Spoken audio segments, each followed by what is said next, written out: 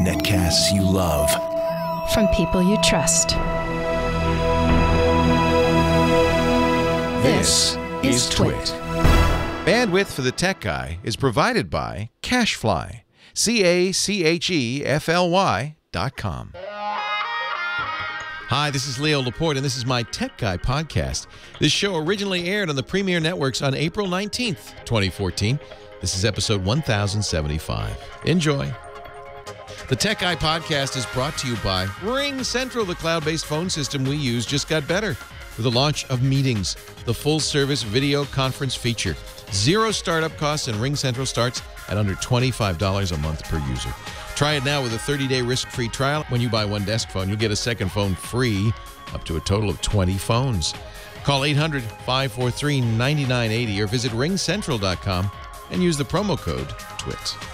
And by NatureBox, where you can order great-tasting, healthy snacks delivered right to your door. Forget the vending machine. Get in shape with healthy, delicious treats like whole wheat figgy bars. Oh, they're so good! To get 50% off your first box, go to naturebox.com/twit. naturebox.com/twit. And by Personal Capital. With Personal Capital, you'll finally have all your financial life in one place and get a clear view of everything you own. Best of all, it's free. To sign up, go to personalcapital.com/techguy. Well, hey, how are you today? Leo Laporte here, the Tech Guy. And it's time to talk about computers and the internet. Oh, that's nice. And maybe some smartphones. Sure, you betcha. Or maybe a little bit of, we'll talk about home theater too. All of that, everything, anything with a chip in it. 8888 Ask Leo's the phone number. You'll be calling the home ranger. The phone ranger, Heather Hammond, who's got her mommin'. Do you call your mom mommin'? I haven't, but that's a good idea. Yeah, I call Heather. her Mom and Shantz, actually, if you understand that. I at do. all. The Puppet Dance Company. Sure. Thank you. That's what I'd call her, too. And your lovely aunt. So she'll have help in the booth. You know, oddly, normally in a radio station, the show host has a nice booth, and then they put the call screen in a little teeny-weeny cubicle, right? Mm-hmm. Tiny little place. Barely a closet. Just enough room for you and a bunch of equipment. For some reason, it's exactly the opposite here. I'm in a tiny little room, and you have the entire Tech Guy Labs at your disposal. You could jog laps if you wished. That's okay. That's good. I think it's the way it ought to be. Yeah. Keep the weight off. 8888 Ask Leo is the number. 888-827-5536. Toll free from anywhere in the Northern America region. Or actually, I think it's just Canada and the USA. But the rest of the world, you can always use Skype out to reach us because that's toll free. 888-827-5536. Our website is techguylabs.com. Techguylabs.com. So did you survive Heartbleed week? We talked last week about it and what you should do, and it's not a big deal. And although as time goes by, it does seem to be a bigger deal than we might have imagined. Apparently, the Canadian Tax Service got mugged by a guy with the using the Heartbleed exploit. This is a way, if you haven't heard, that a bad guy can get into servers and read their memory just a little bit at a time, 64K at a time, just, and he can't really specify what he wants. He just says, you know, give me whatever you got. But what's in there can be a lot of things, like your login and your password might be in there if he times it just right, or somebody else's login and password, but it might be other things, server keys and so forth. So it was a pretty big bug. It's been around for 2 years. As best anyone can tell, it wasn't really widely known because you would expect if it were widely known to have seen activity. And they have these things, they call them honeypots. That the good guys run honeypots all the time. They're running right now all the time, and they're just web servers out in the world, just sitting there acting attractive, and waiting for people to attempt to hack them. And they can log all that activity. Those honeypots are very useful because you can go back and look at the previous logs and see, for instance, if anybody was scanning for Heartbleed, because you could tell if you're logging all the activity. You could say, well, yeah, somebody did attack the Heartbleed attack. And as far as we can tell, over the past 2 years, there hasn't been widespread scanning of the internet. There might have been some targeted attacks, but the honeypots have registered nothing.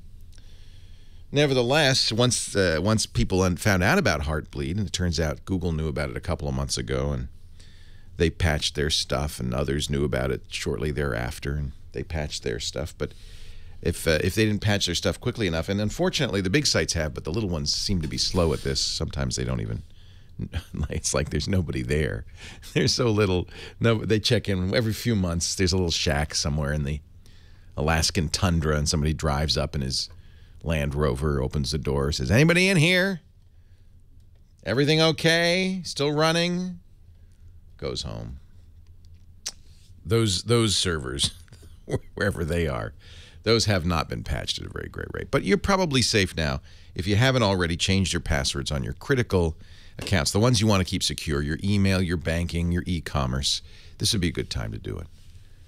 And we mentioned, and in fact, I made a little video, which I think we've put on the website, a link to on the website, techhighLabs.com, on how to use something called LastPass.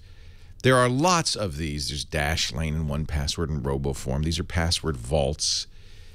They're secure. They allow you to use strong passwords because you don't have to remember them. You know, the problem with passwords is we want to remember them. But that leads you to using passwords that aren't so good, like your birth date plus your daughter's, middle name. These things are not very good passwords. They seem good. Turns out they're not. The best password is a really, really random mix of upper and lowercase letters, numbers, and punctuation if the site allows. Sometimes they don't.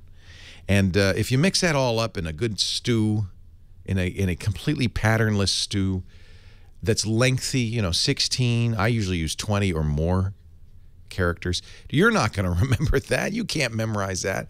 But nor can the bad guy crack it.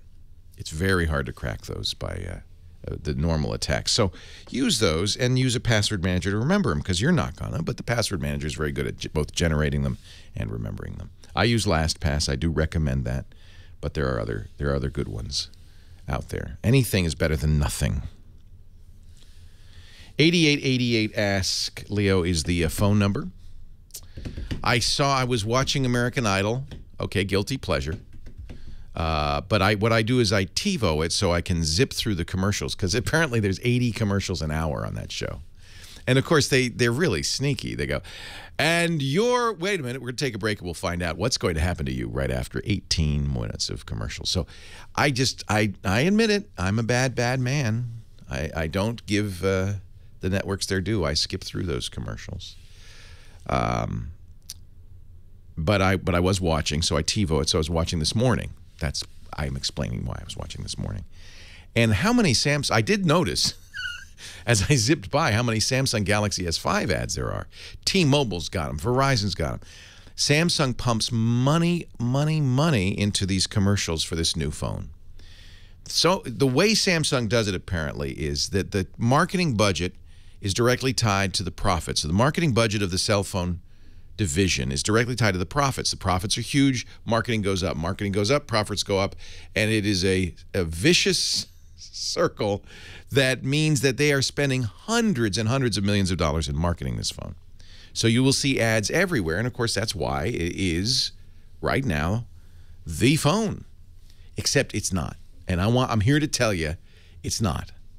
The Galaxy phones, they have really larded them up with stuff that just gets in the way, that's junky. They're junky to the touch. There are better choices out there. So don't be fooled. You'll see a lot of ads and a lot of come-ons. T-Mobile says, it won't cost you a penny to get a Galaxy S5 on T-Mobile. Verizon says, buy one, we'll give you a second one free. This is all marketing dollars from Samsung. And no wonder this phone is so successful. It blew me away. I saw not one ad for the phone I think is the best phone out there, best Android phone out there right now, the HTC One, the new one, the M8. Didn't see one ad for that. Didn't see any iPhone ads either, though, but because Apple doesn't bother advertising until there's a new one, and there won't be a new one out for a while, probably this fall. Didn't see any Windows Phones ads either. And, you know, I just ordered a Giganto phone, the Nokia 1520. It's a 6-inch screen. Just because, you know, Windows 8.1 just came out, or it's about to come out any minute now. You can actually get it easily enough by signing up for the free developer account and downloading it. And it makes the phone, I think, a lot better. I think it's good enough now to really be a strong competitor to the iPhone and Android phones. And I love a 3-horse race. I do. A 2-horse race isn't as much fun. A 1-horse race, boring. And not good for you or me because there's no competition. So Apple dominated from 2007 to 2010. Apple owned it. But the Android phones got better and better. And starting in 2010, they started to compete strongly. And that's good. And I want to see Windows Phone in there, too. Come on, I'm rooting for you. It's coming around the turn. It's Windows Phone in the 3rd place. It's Windows Phone in 4th place. There isn't even a 5th place. Come on, Windows Phone. Come on. Leo Laporte, the tech guy. Your call's next.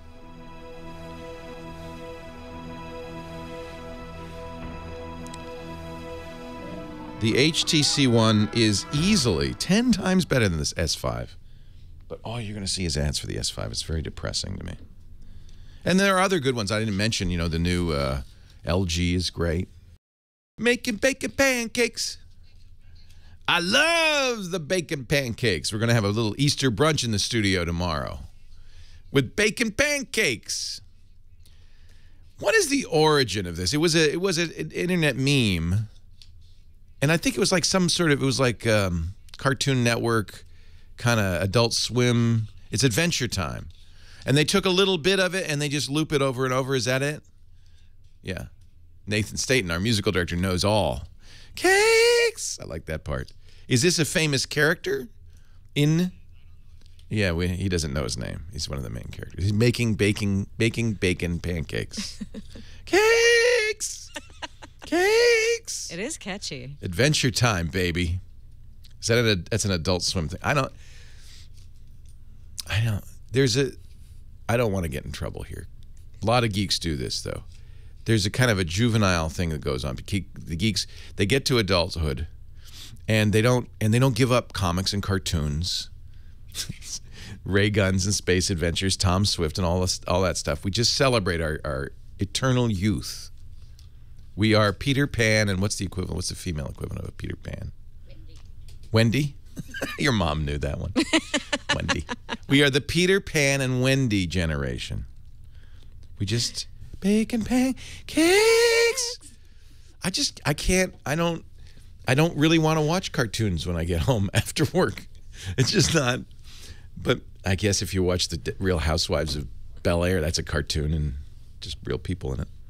8888 Ask Leo. That's the number, 888-827-5536. Heather Hammond, you have been lining people up all morning. Well, you lobbed it right over the plate. Because speaking of your eternal childhood, yes. Pete in San Gabriel's having troubles with his little game, Candy Crush. Candy Crush troubles. Hi, Pete.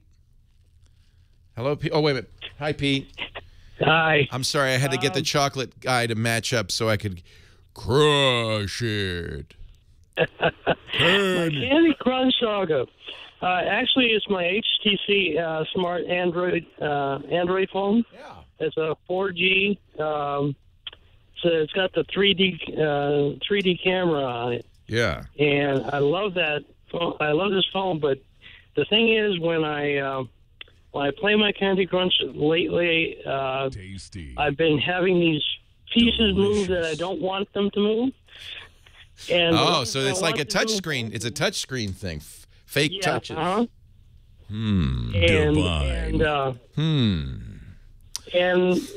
then what I do is I shut down the screen to sleep mode, you know? Yeah. And I wake it back up. I pull my ring and it comes back to the game, and I can do it for a while. And then also it involves I think it's the touch screen. Yeah. Oh yeah. Yeah, I think it is the touch screen. Yeah, because it also involves my Sudoku. Yes, yeah. So other games are doing the same thing. Yeah. Yeah, and it's frustrating to me. Sweet. Now I want to know if it can be fixed, or am I going to have to get a new phone? It probably can't. It's software, I think. I mean, sometimes you would think this would be hardware, but in fact, I think it's software. If it's hardware, it can't be fixed, and then you'd have to replace the phone. It's due, by the way. That phone is 3 years old now, right? I think so, because everybody's saying, "Oh, we don't have that phone." The Bionic. You know, the funny thing about that is that it's very slow. Also, I found that phone to be very painful to use, even when it came out. So it would be, one way to fix this would be to get a newer phone, which would be much faster, much more responsive. Now, Tasty. there is one question I have is... but I think also upgrading the firmware would probably help. Have you checked for updates lately? Who's your carrier? Virgin Mobile. Virgin Mobile. Uh-huh. Yeah, I would check for, in the settings at the very bottom where it says about the phone, there's a check for system update. A firmware update might well fix that. Delicious. And then, do you hear something? Because it feels like you might be playing Candy Crush while we're talking. I don't know. Divine. No. I'm just teasing. I'm just teasing you. I had to erase that game from my phone. That game, it is totally addictive. Sugar Crush. And I'm stuck on one level right now after I've gone through 30, right? 30. You only got 30? No, level 30. That's a tough level. Oh, you're past 30? Oh, I'm already to 169. Ready to the next, cross the tracks, but you don't have to tell me. But how much money have you spent now on that? Oh, that one I don't. I just let the lives. You just annoy your Facebook friends. Yeah. That's what you do to get those extra levels. You say, annoy your Facebook friends. So now we're going to put him in the secret booth and see if he can solve the chocolate level. What I was going to ask you was, what do you think about refurbished phones? Well, the problem with a refurbished phone is you're going to go to an older phone, and nowadays the phones have really. Oh, I think we lost him. He just disappeared. It's time for a new phone. He dropped right off there. That's that little bunk. Maybe he wanted to play a little Candy Crush. How many people are getting twitchy fingers? I bet about half of you are pulling out your phone. I've got to play some Candy Crush. Most addictive game ever. So touchscreens can go bad for a couple of reasons. I want to play. Come on, no. Sorry. We'll just stop right there. Touchscreens could go out, of course, but I've seen this kind of thing before, and it's often just software. It's just firmware issues. Not the Candy Crush game, not the Sudoku game. It's the operating system. So check to see if there's an update. I do think, frankly, it's a pretty old phone that was not good when it came out, to be honest. Refurbished phones are all right if they're not last year's or the years before. And you got to think, how much torture do phones get? They're not like a desktop computer that just kind of sits there, gathers dust. They're in people's pockets with the keys. They're getting shaked up, thrown around. I don't know if a refurbished phone is a good idea. If you're getting it from the manufacturer, then sometimes refurbished merely means somebody bought it, had a buyer's remorse, sent it back. They can't sell it as new. That is effectively new. So if it's a current phone with a full manufacturer's warranty from the manufacturer, refurb's probably fine. But I would not get a refurbished phone. And, you shouldn't need to. You've had it for 3 years. You should be able to go to Virgin Mobile, say it's time for a new phone, and they should give you one free. There are some very much better Android phones out there, much faster. The 3D was kind of a gimmick on that phone. I was not a fan of that phone at all. It was very sluggish and slow. I think you can do better. So take a look. I mean, my favorite right now Android phone out there is the Moto X. That's very affordable. Virgin might have that for, yeah, Mom likes that. That's good. Mama Tush has her Moto X. Virgin Mobile might have that for, brand new, unsubsidized for $250 or $300, which means you should be free subsidized.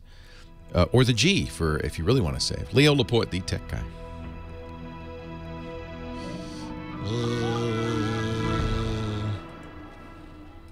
Leo Laporte, the tech guy. Here he is, Scott Wilkinson, home theater guru. He's the editor-in-chief at the AVS Forum, avsforum.com. He's also a regular on our podcast network, Twit, where he does the Home Theater Geeks podcast. Hi, Scott.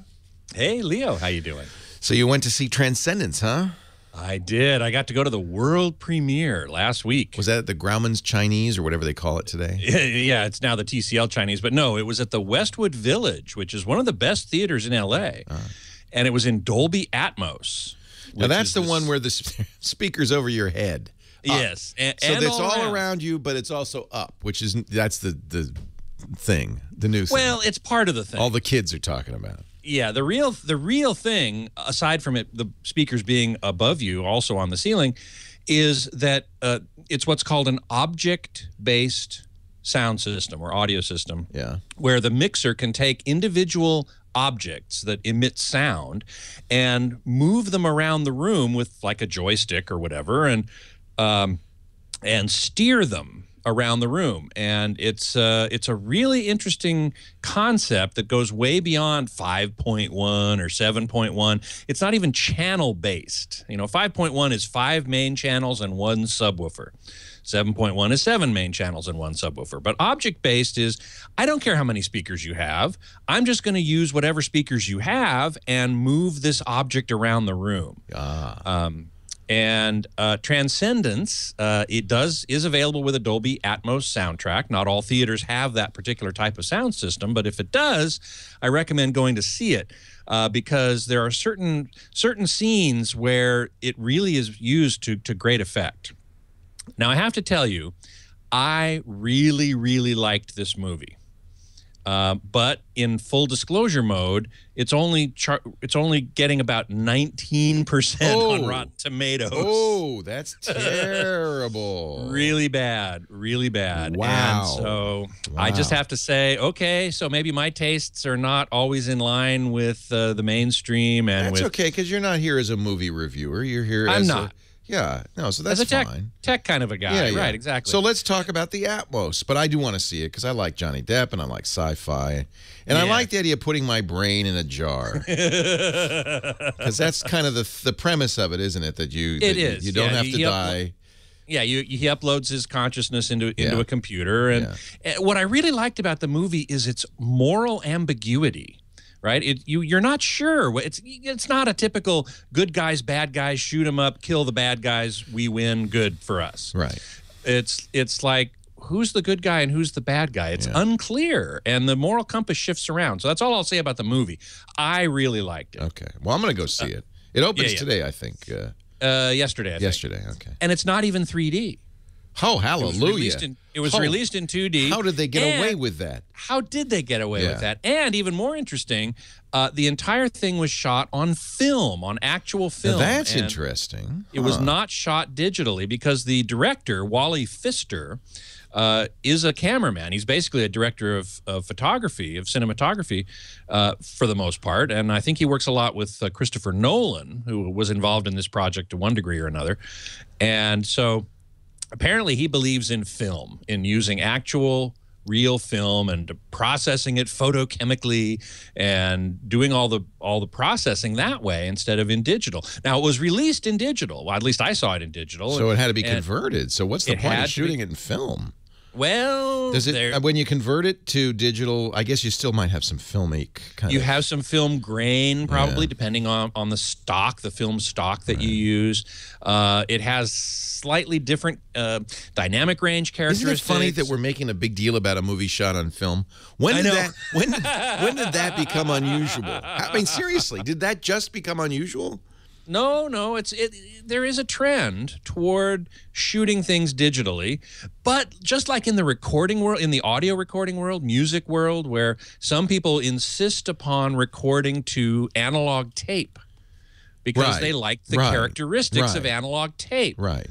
digital has a very hard cutoff in the audio world. If you go beyond a certain volume, boom, you're into clipping. Well, let me and ask you terrible about that. Distortion. Let me ask you about that because Neil Young's Pono player, we talked about it, just got funded. It is now officially funded. They raised millions. They wanted millions. Something like $6 million. Right, they wanted 800,000 and they got 6 million. Yeah, on Kickstarter. So that's going to go ahead. But the idea of that is high bit rate, still digital, but it's high bit rate. And Neil says this is how we record the music. Yep. So this is how you ought to listen to the music. Yep. They raised $6.2 million and got funded on Tuesday. So this is going to be see, that's the problem with Kickstarter. I should really emphasize this. It's not a store. You're donating money because you think this would be worthwhile, but there's no guarantee you'll get anything. Right. But I think we will. If you donate a certain amount, I guess you'll get a player when it comes out. Maybe. No. You're not guaranteed. That's the point. You're not guaranteed anything. Okay. There's always the risk, and this has happened to me in a few Kickstarter projects, and nothing will ever come of it. So, but my question is, and then one of the things Pono says is we're going to be, I talked to, what's his name? Joe Walsh the other day, and I asked him when he records. From the Eagles. Yeah, from the Eagles. Life's been good to me so far. And he and Rocky Mountain High and all that. And he's great recording artist. He records his own stuff. I asked him, what do you record in? He says, well, CD quality is 44.1 kilohertz, 16-bit. He records 44.1, 24-bit. He says, and there's no point. The file size gets too big if you do more samples. But the Pono player can do a lot more, like 4 times better, 192 kilohertz, 24-bit. So what do you think about all this? You and I are too old probably to hear the difference, I would guess. Exactly. Well, in the sense of number of samples, yes, probably so. Yeah. The more samples you take, the greater the frequency range. You can record higher and higher frequencies. The greater the bit depth, 16-bit, 24-bit, the greater the dynamic range. And you and I can probably still hear that. Right. So I think it's worth doing in 24-bit. I think it's worth doing in higher than 44.1 kilohertz, which is the CD sample rate. A lot of albums are recorded that way. So just because Joe doesn't mean everybody doesn't. Right. The higher the sample rate, the less severe filter you have to use to filter out those high frequencies, because you can't let those get into the recording, because if they do, they'll cause weird artifacts. Okay.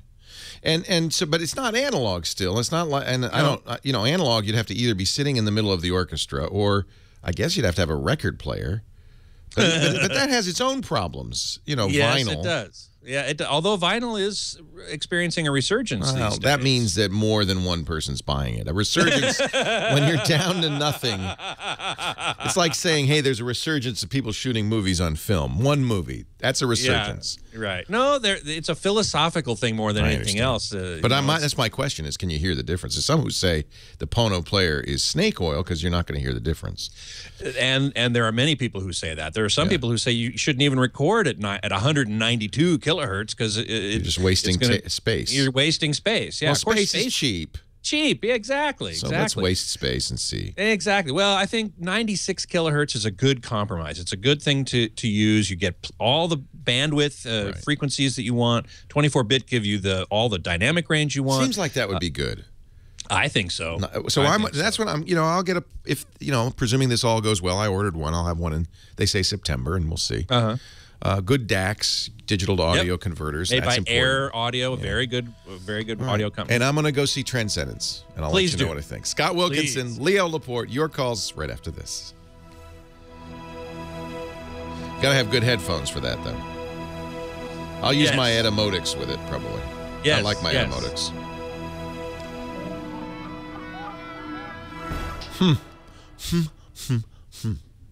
Mario. I'll let you harangue the audience for a moment. Oh, thank you so much. I very much appreciate that, as always. James, VA3JPX, is asking, is there a noticeable difference between 44.1 kilohertz and 48 kilohertz? Not to my ear. Very little difference. I don't really hear a difference there. So, and I don't think very many people would. When you get to 96 kilohertz, depending upon how it was recorded and how it was mixed and mastered and everything, you probably, at least younger folks, can probably hear a difference. As I said, the most important part about recording at a higher frequency, at a higher sampling rate, is that the filter that you use to keep out the frequencies that you don't want to get into the recording, the high frequencies, can be gentler. And that means it can have fewer artifacts, in particular phase anomalies.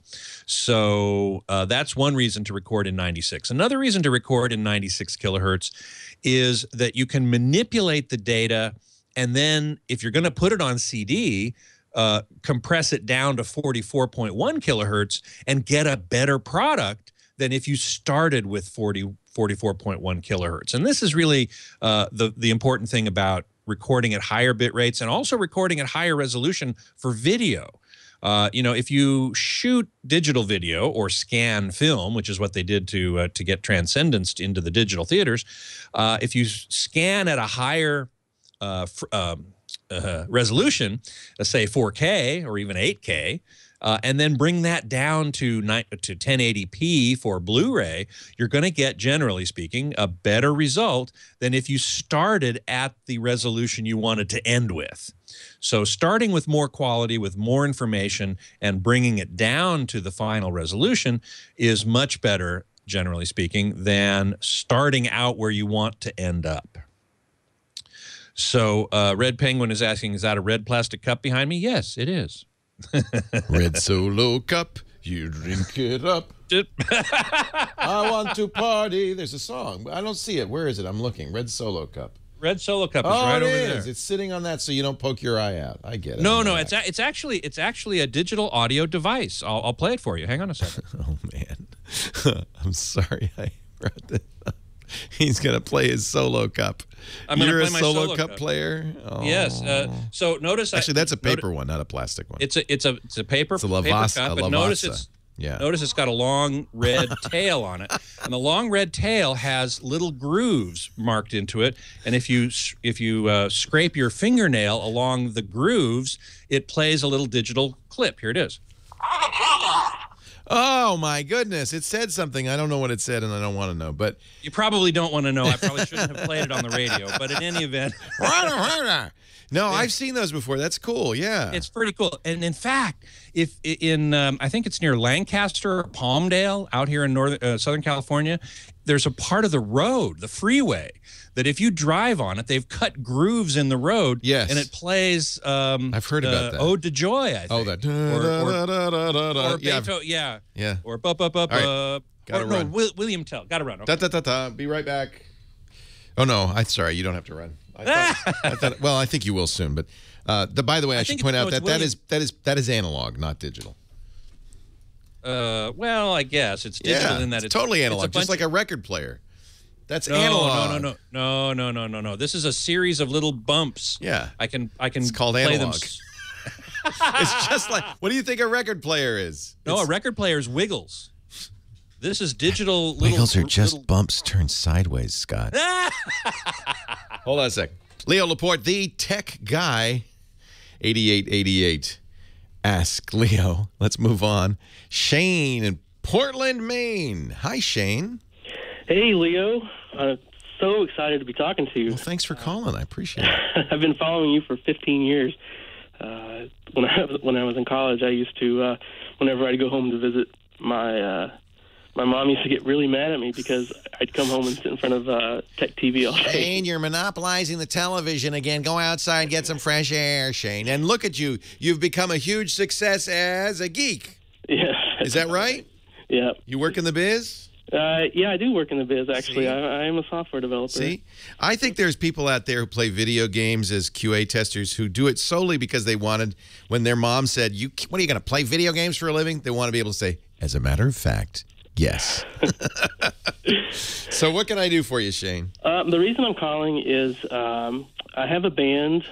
We've been playing in the Portland area for about 3 years. What's the name of the band? The Wee Lollies. The Wee Lollies. I love it. WEELOLLIES. We built out a website a couple years ago, and it's somewhat languished. But one of the things that we've been talking about doing recently is live streaming. Totally should do this. Yes. Yeah, some of our shows or rehearsals even.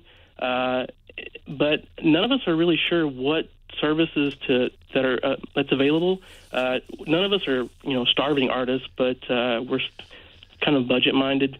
And I think there are free services like Ustream that are a good place to start. Mm-hmm. I mean, that's what we're on Ustream as well as others, Justin TV, Ustream, BitGravity. We do all of that.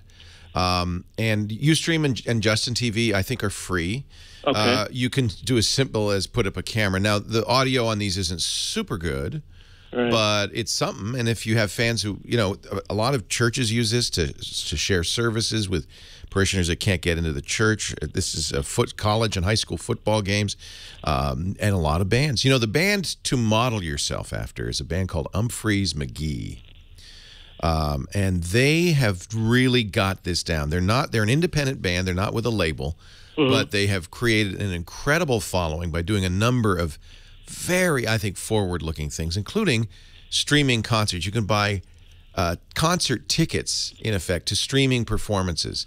And this is a good way to do it because they raise the money ahead of time so they can do a high-quality audio and video feed.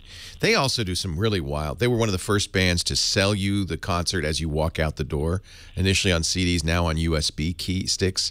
As you walk out the door, they say, you enjoy the concert, $15, you can have the whole thing. And you're literally, the concert just ended, and they're giving you the concert from the soundboard. They sell headphone listening, so you can wear headphones in the show, getting audio wirelessly from the sound mixing console. They do all sorts of very innovative things. I don't know if they document anywhere where they do, but I would bet they do because Humphrey is they're kind of the leaders in this. Humphreys McGee, it's humphreys.com, and if anyone, they're kind of a progressive rock, kind of, I call them a jam band, but John, who runs my studio, gets mad at me when I call him that. But if you visit humphreys.com, you can see what they're doing. And I think this is an example of a band that's done extremely well for themselves.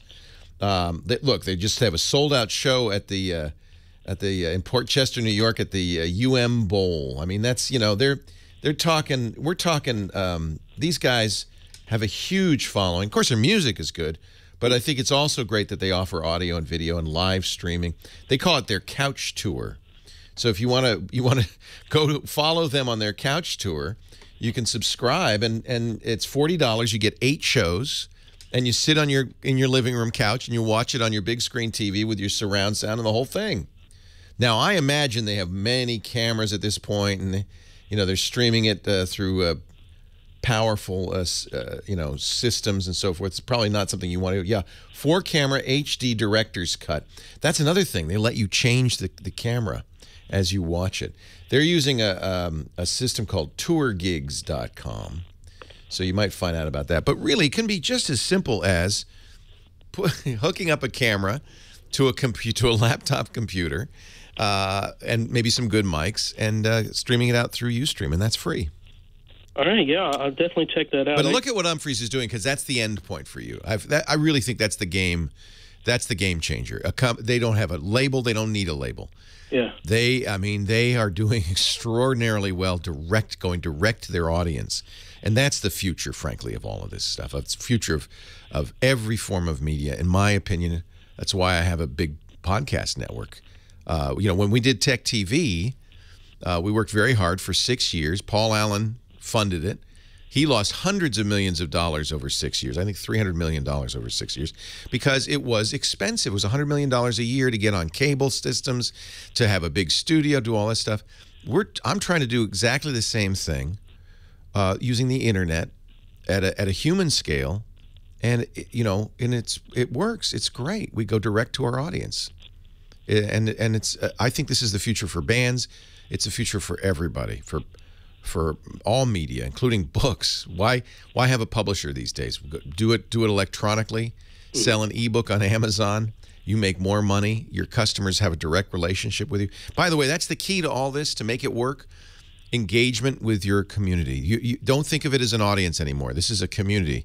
Umphrey's fans are a tight-knit community. Look what the Grateful Dead, who really pioneered this. They had the Deadheads. They followed them they still do.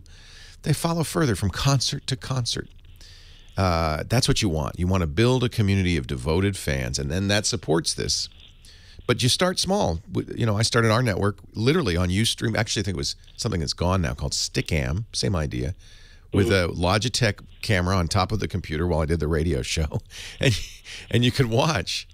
And we built it from there. So that's where you start. You start small, you start affordable, and you can build it up from there.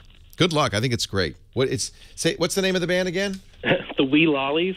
And you have a nice little website. I like it. I like your logo. What kind of music is it? It looks like it's cool. It's primarily rock music. It's all original stuff. But we're a little all over the map, I think. I like it. I think you're the right kind of band for this. And I see you are posting video. Yeah, but it's not where we want it to be, So. YouTube is great. YouTube is free. It used to be, you wanted to be a big band, you had to make a very, very expensive video, millions of dollars of video, and then hope you could get it on MTV, and maybe somebody would see it once in a while. Yeah. You put it on YouTube now, you get 1 million views, you can be nothing. OK Go did a video that had multiple millions of views, I think 35 million views they had a bunch of treadmills. Yeah. It's not. And, of course, they've built up, too. It all starts small. Just remember that. Yeah. I just mean in terms of content. We don't have the content where we want it to be yet. So. You mean the music? No, the music's there. We just don't have the video content. The music is the content. You just have to get it out there. And I think keep doing what you're doing. You're asking the right questions. All right. Well, I appreciate it. Good luck. Wee Lollies. I'll look for you. All right. Thank you. TheWeeLollies.com. WeeLollies. Isn't that cool? This is what the internet hath wrought. This is why the internet is so important. It's so important to keep it open and free and available to all, not just big business, not just big bands, not just Stephen King, everybody. Because it gives you access to, as an artist, it gives you access to your audience. As an audience, it gives you access to the artist, and creativity just explodes. And we're seeing it. We're going to take a break for your local news. More of your calls right after this. Leo Laporte, the tech guy.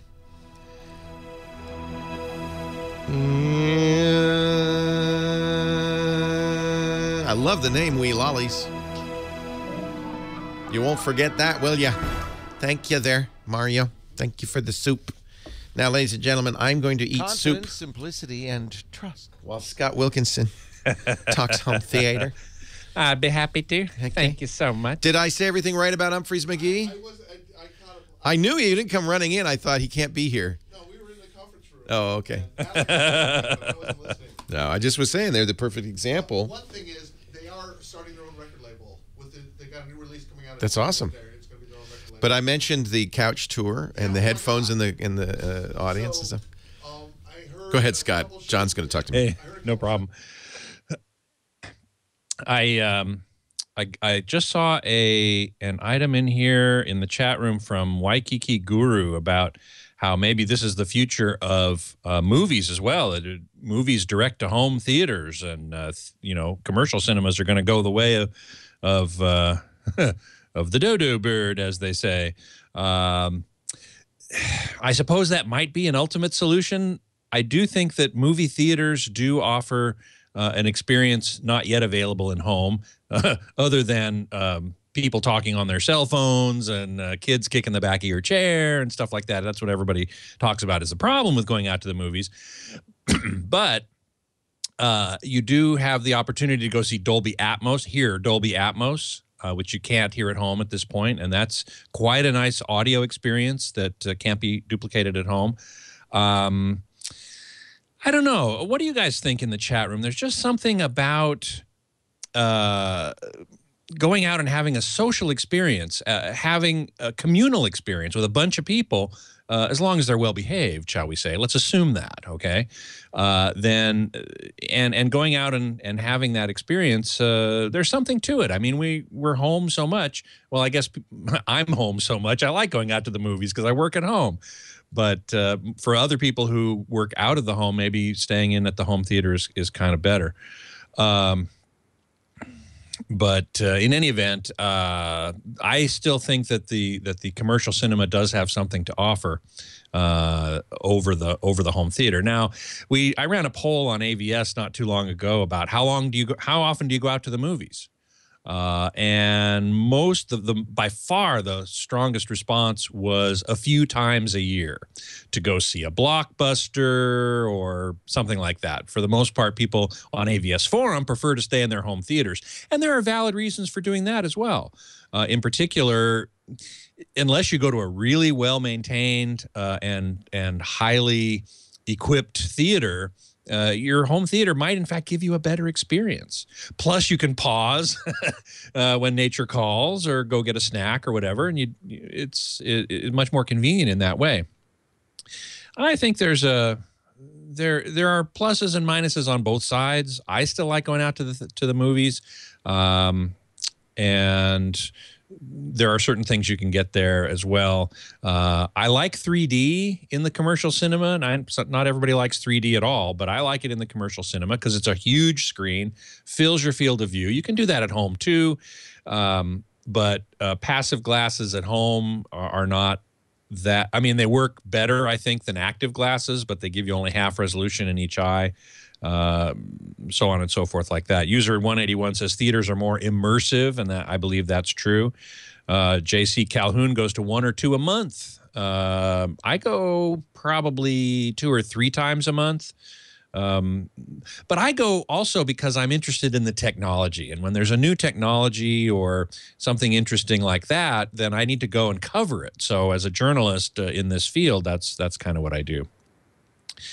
Beatmaster says the danger of watching movies at home is the presence of many second screens to distract you. This is a very good point. Now, a lot of people in our industry, there are a lot of people saying, "Oh, the second screen experience. This is so important." I myself don't like doing the second screen experience where you have an iPad or a phone or something in front of you. Maybe you've got your Twitter feed up or your Facebook, and you're communicating with people while you're watching the movie. That's distracting me from the movie. Now, this may be a generational thing as well. My niece, who's in her mid-20s now,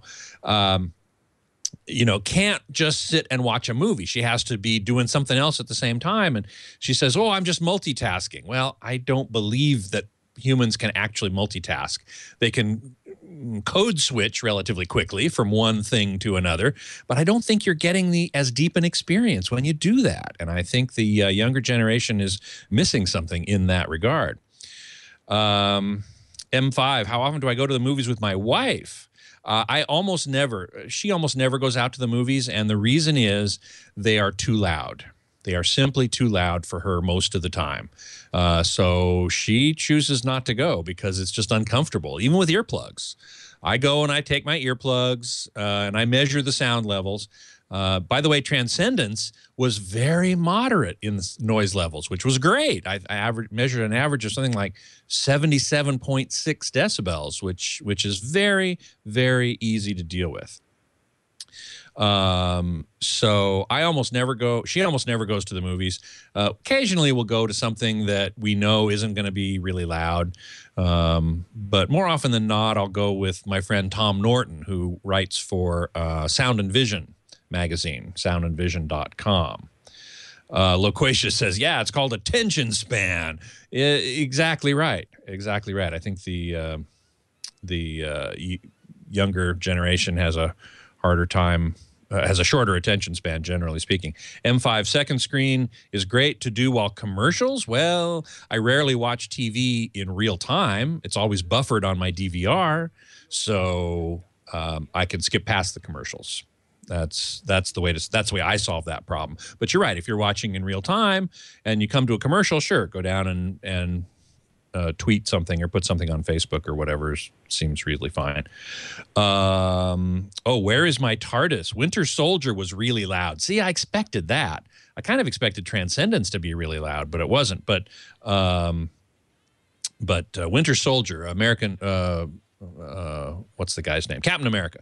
Captain America, the Winter Soldier, I expected to be really loud. And in fact, Tom went to see that without me because I said, it's probably going to be too loud. Even with my earplugs, you know, I have a hard time with that, certainly.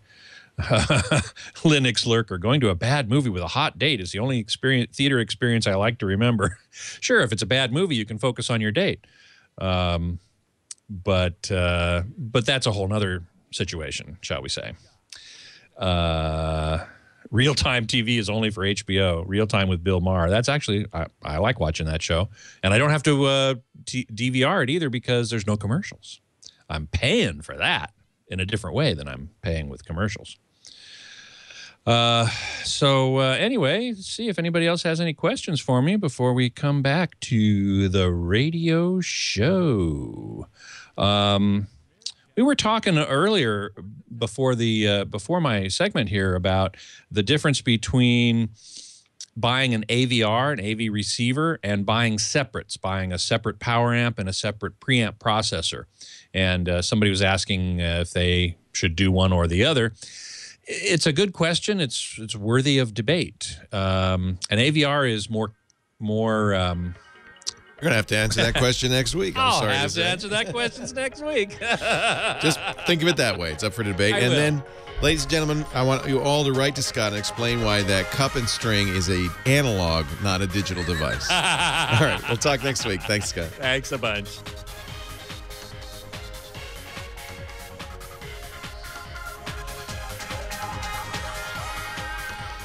Well, hey, how are you today? Leo Laporte here, the Tech Guy, Hour 2 of the Tech Guy radio program, in which we answer your questions about tech. We help you understand what's going on in this world. It really is changing before our eyes, thanks to digital technology, to the internet. The internet, I would think you could argue, is the single most life-changing invention, maybe since the fire, since the wheel.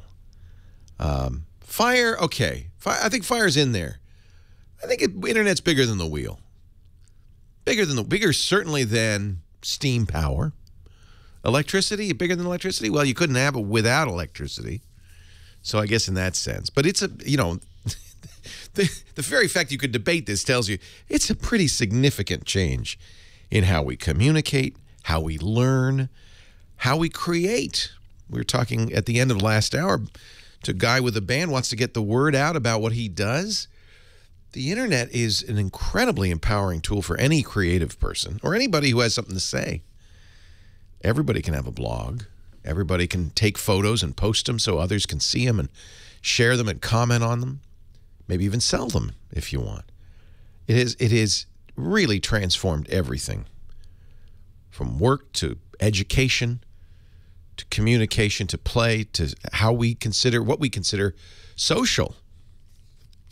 You can have friends that you've never met. What? How could that be? But it's true. 8888 Ask Leo. That's what we talk about. We can answer your questions about anything in that area. Bob is in Hermosa Beach, our next caller. Hi, Bob. Leo Laporte, the Tech Guy. Hi, Leo. Hey, Bob. Nice talking to you. I've listened to you on your podcast forever. Oh, thank you. Hey, I have a question. I have an LG phone that I want to unlock, and I like doing things myself. I've looked on the internet, and there's plenty of websites that allow you to unlock a phone. Yeah, I'd be a little careful about those. They all charge a couple of bucks, and then they give you a code. First, let me know what carrier you have. Right now, it's Metro PCS. Okay. So the first thing to do is to go to the carrier and say, will you unlock this? Okay. A lot of carriers will. AT&T, if you've had the phone for 6 months or more, you're in good standing, we'll just unlock it for you. Yeah, okay. Metro PCS, I don't know what their policies are, but I would call and ask. It certainly couldn't hurt. Can I unlock this phone? And you could say, now Metro PCS is, I I think a SIM-based. They're CDMA-based. They're not SIM-based. They're CDMA. No, there's a SIM card. There is a SIM. Yeah. Then all you say is, I want to travel overseas. You don't have to lie. You could, but if you could, this is a good reason for unlocking. And I want to buy a SIM when I get there, so I can use the local phone system, at local costs. That's a very good reason for unlocking. What locking means is a carrier takes a phone and they do some magic to it so that you can't use it with another carrier. You buy it from AT&T, and it's because AT&T subsidizes it. You only paid, a couple $100 for a $600 phone. Yeah. And so they say, but, we'll do the deal, but A, you got to be a customer for 2 years to pay it back, and B, you can't take that phone anywhere else. You can't bring it across the street to T-Mobile because we'll lose you as a customer. Now, unlocking is not illegal. It is legal to, you own the phone. The Librarian of Congress, who rules on these kinds of things, has said, no, it is not illegal to unlock a phone. You have the right to do that. But it's easiest to do it if the carrier does it for you, because they'll do it right. So I would first ask Metro PCS.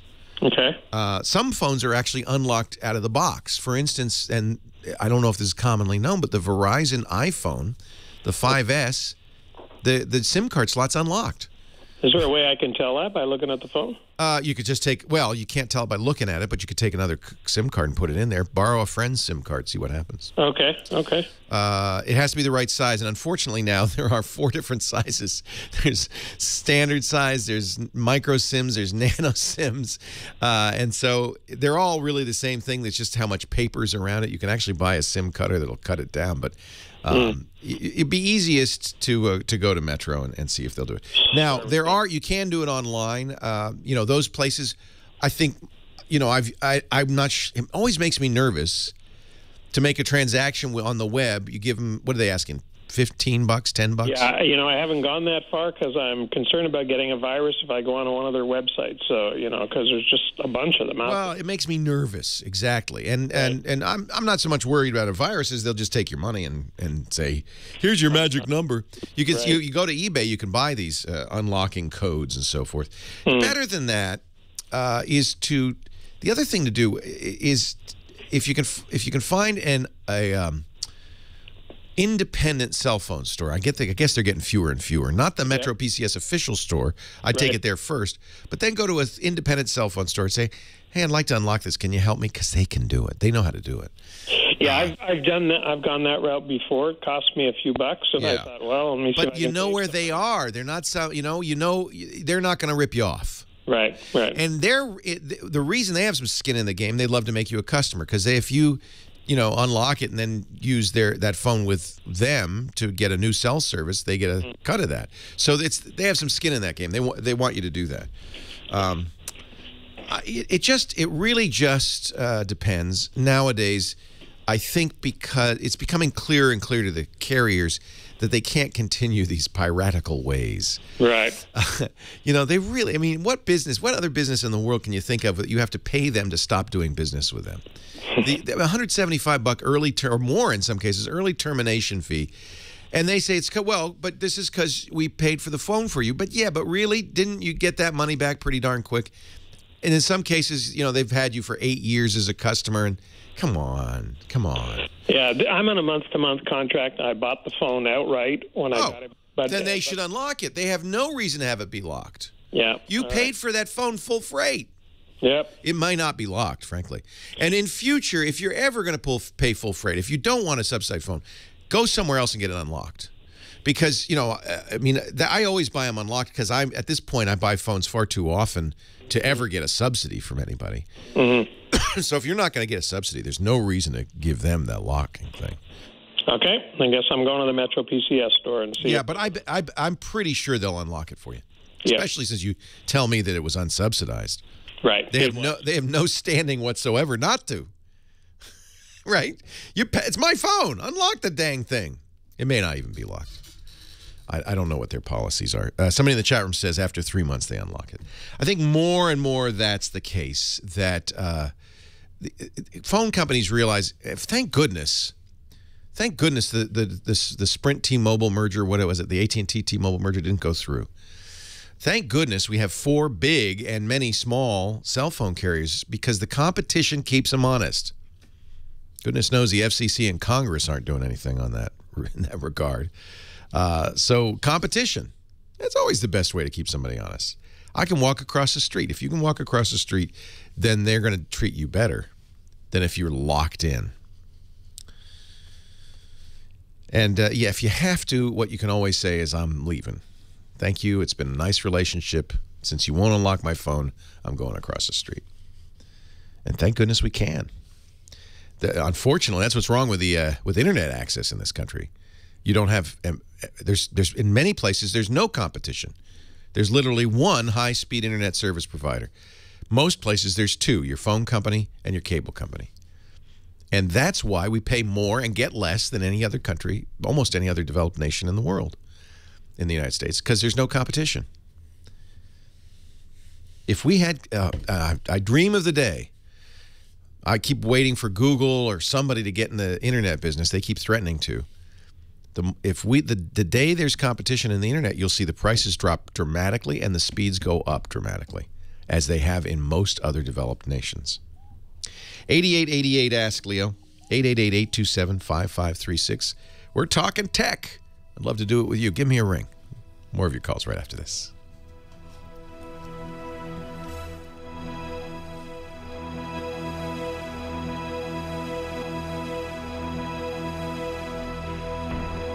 And the reason we're very active, and I thank my fabulous volunteer chat mods, and always support them on this. The reason we're very active to ban people in chat is because, as you probably experienced on any internet community, you have to weed vigorously or the weeds take over the garden, and then nobody wants to be there. So we are very aggressive about our chat rules. They're posted at the top of your chat screen at all times. Read them. It will spare you some problems.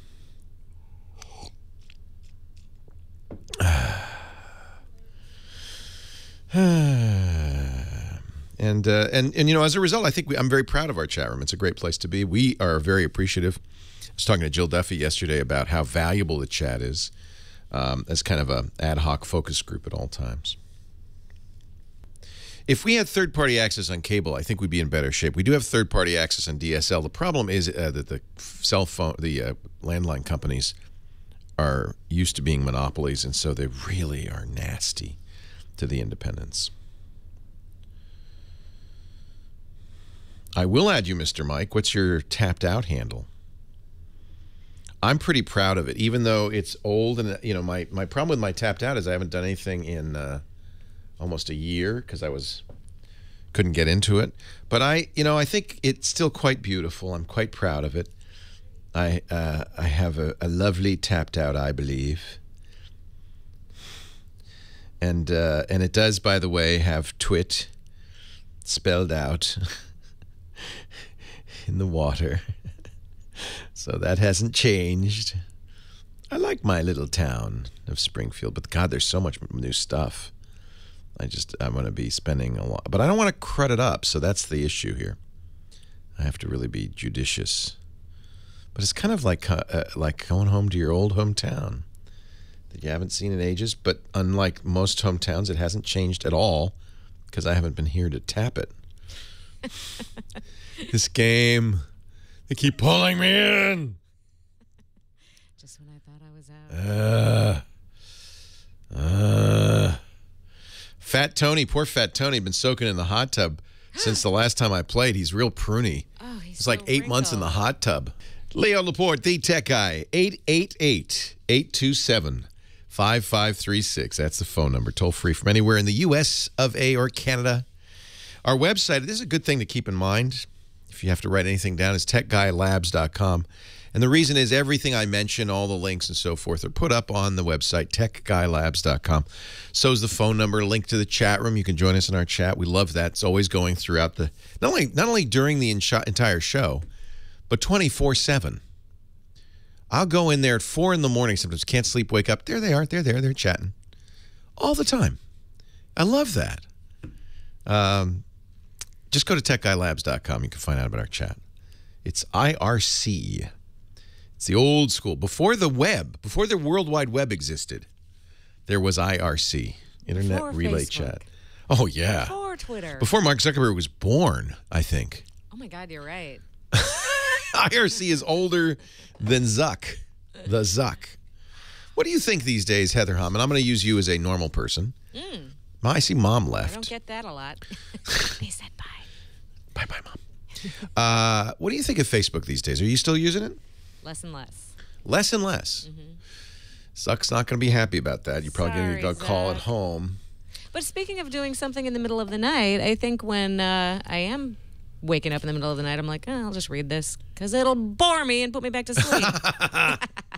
They've done a lot to change Facebook, especially on mobile. I don't know if you've noticed the new mobile, but one of the things they did that is, I'm surprised there hasn't been a hue and cry over this. When's the last time you used Facebook on your smartphone? Not as an app, but I have heard other people use crying the app. out. Yeah. So what it does, and I saw it yesterday, you launched the Facebook app, and I saw this on Android. I don't know if they're doing it on the iPhone yet. They may not be. Apple's privacy restrictions may keep them from doing it. But they now say that you can turn this off, but it's on by default. Your location will be broadcast at all times to your friends. They'll know where you are. And similarly, you'll know where they are. At all times. It's this new thing that you can see your friends and they can see you and they can see you're nearby, and you might get notifications saying, hey, Heather's at this restaurant. Go over and say hi. Can you imagine? Does that bother you? Oh, God, yeah. You can turn it off, obviously, right. but with all the men, telling them one story. yeah, I think if you're, I'm really over there with some other guy. I mean, I don't want to be sexist, but I think for women particularly, this could be disastrous. Oh, totally. Because guys are rude, and they'll take advantage of this. Yes.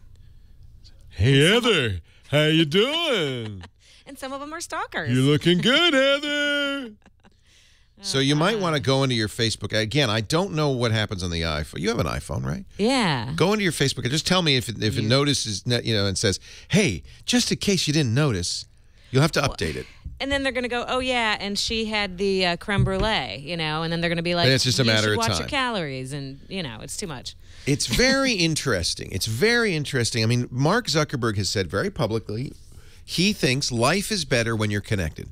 I think that's true in the real world.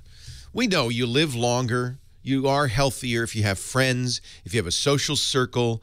Men who have wives live longer than men who don't, mostly because the women say, get off your duff. Go out there and rake the yard. Do something. For whatever reason, I think it is really true. But I don't think that's what Mark's talking about when I think he thinks that Facebook is that your life is better because you have all these tenuous internet connections. Remember, we were talking right at the beginning of the hour how the internet's changed things. And it's completely possible to have friends you have never met. Happens to me when I go to conferences all the time. I'll run into somebody that I've been following on Twitter or Facebook, and I know a lot about them. I really do. And it is nice when you do meet them because you have a connection. You can say, hey, I love, that thing you did. I love what you wrote about, or, hey, I'm a big fan of baked apples too. That's really cool, or whatever. So I'm not against it, but I think Mark, and maybe because he's young, he just turned 30. Maybe because he's young, he's a younger generation. He's no longer the younger generation, is he? He's over 30 now. But maybe his generation and the generations after him are a little more comfortable with this idea of your friends know everywhere you are and what you're doing and all of that. I don't know.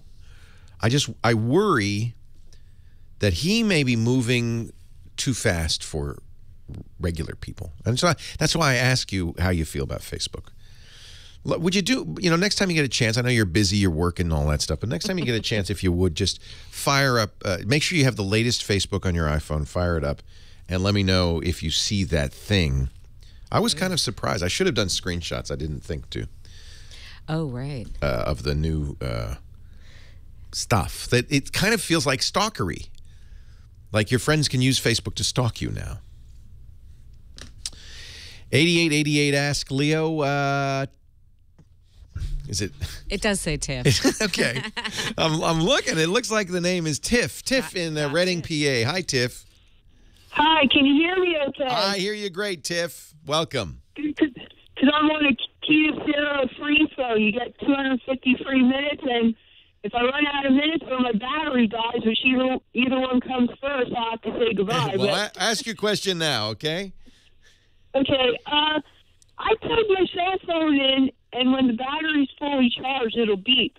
Now, does it hurt if you keep your cellular phone plugged in when your battery's fully charged, or does that do more harm than good? Or? It does more good than harm. How about that? Okay, because I didn't know if it would make my iCad battery explode or anything. I hope you don't have an iCad. If you have a really old phone, you have an iCad. But nowadays, they're all lithium ion. And okay. Yeah, and let me tell you about lithium ion. And there's a lot of misinformation. You go on the web and you search for how do I get the best battery life, you'll get a lot of misinformation. But this is the truth. Every lithium ion battery has a number of charging cycles that it can do. Typically, say 500. That means fully charged, fully discharged 500 times. If you charge it up halfway, that's half of one unit. So if you have it fully charged and it doesn't discharge because it's plugged in, it doesn't count against you. So you're using up your battery if you unplug it, let it dry down, and bring it back again. That's using up one of the cycles. Keeping it plugged in improves the lifetime of your battery.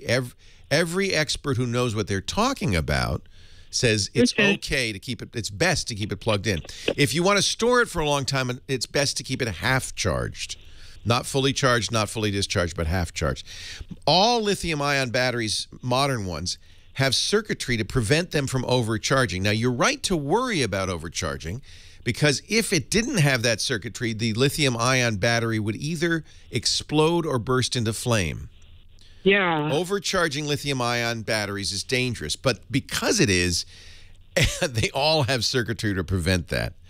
And it is very rare indeed that circuitry fails. Every once in a while, you hear a story about somebody whose cell phone caught on fire in his pants. One of our producers here has a MacBook about 3 years old. It was plugged in. The battery swelled and expanded and broke the case on the laptop. But that's very rare. These are very safe technologies.